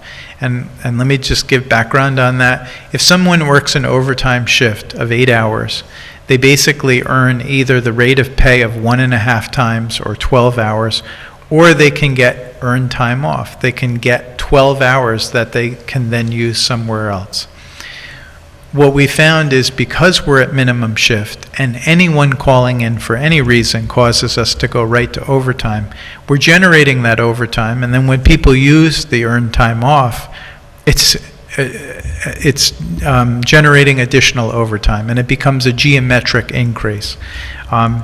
There was no limit on how much ETO time you could use, and we negotiated the first cap, which is 14 days of ETO can be used, and we allowed the members of PBA to accumulate 10 days of earned time off. They previously could only carry 5 days. This doesn't fix everything, but if you had this policy in place this year, it would have avoided 35 shifts of overtime. So again, I'm trying to bend that cost curve on overtime, and I appreciate the PBA being open to that change. Otherwise, there's some minor updates of language, and I think this is a good contract that positions us well to not be a training ground for other nearby departments. We already have, as I said, we have 3 openings right now, and we already have another transfer from New York City looking at this. So we are making the department more attractive. I think a lot of it is a testament to the leadership of the police chief. We've made investments. I know, Jeff, we've talked about other non-financial things that you can do to make the department feel better. We did the men's police locker room last year. We're going to be doing the female locker room and the dispatch room this winter. So making their facilities actually be a place that you want to be is also important to us. So for the first time, we have all of the labor. We negotiated these early for the first time. We're ahead of the game, and that's why the numbers in the budget are real. They're not just, we didn't just put something in contingency guessing what those numbers would be. If there's any questions, I'd be glad to take them.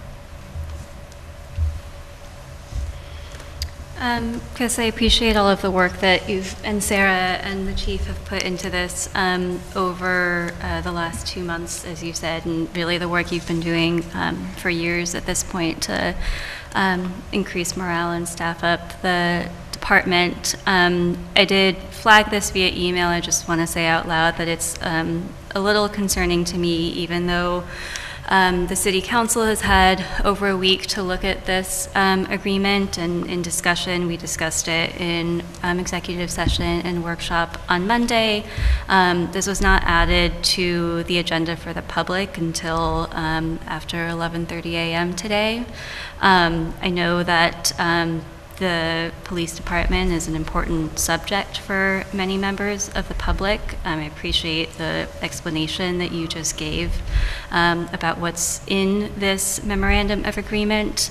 And I am prepared to vote on this tonight, but I just want to voice to the public that if you have any questions about this, I do still encourage you to read this document and, understand the relationship we have with our police department and with our union. And Paloma, thank you. When you raised that via email as well, I went back and I looked, and this is actually what we did with fire too. Mm-hmm. We had done an executive session, and for that, we had the agenda and the voting the same night. So we workshopped it, which I kind of just workshopped it, and I'm glad to talk about any of it. We were trying to get real numbers for the budget this year, and we kind of ran out of time. Yeah, I think that in the future, I know that with many other subjects, we've gone with the practice of sort of voting on something the same day, especially over the summer. But I think for these big union contracts, especially things that we discuss in executive session, I think it's good to give the public a full week to look at documents ahead of time if we can plan that in. Yeah, I think generally that would make sense. I appreciate everyone's flexibility when we can't always do that. But agreed. The only thing I would add is the really important thing in this agreement and the other ones is we're just getting back to market. We were substantially below other communities and losing folks. And not because we were somehow doing it wrong. We just happened to do the union contracts right before inflation started ticking up. And so we had that benefit in the old contracts, and obviously we're just making up for it now. Other than that, there's some important bits in here, but that's the basic message. So, everyone okay with this? Yep. All right, so all in favor of authorizing the city administrator to execute the agreement with the PBA, say aye. Aye. Aye. Anyone opposed? Thank Can I you. get a motion on the minutes? Motion. Second. So, Molly and Paloma, all in favor? Don't you just want to hear that I have no suggestions for edits? They were brilliantly It's 10 done. o'clock. I've been waiting all night to hear it, Molly. Are you good? All I night. was saving, just that, I'm good now. Thank you for asking. Bated breath. All right. Aye. All in favor of approving this, say aye. Aye. Anyone opposed? All right, so the second opportunity for public comment exists now. If anyone is in the audience who didn't make a comment at the first one, who would like to make a comment now, you may do so. I'm looking at Deborah. You good? Or we're all going to sleep soon. And you have no hands online, Mayor. Okay, and the next meeting will be a workshop. It will not be on Monday, it will be on Tuesday. October 14th at 7 p.m. At this place, and then I'll entertain a motion to adjourn. Motion? Second? So Molly and Paloma, shall we discuss? No. All in favor? Aye. Thank you all. Thank you. Thank you, Ben. Appreciate it. It was a long meeting, but thank you. Recordings. Ben's like, We got there. We've been out of practice of having long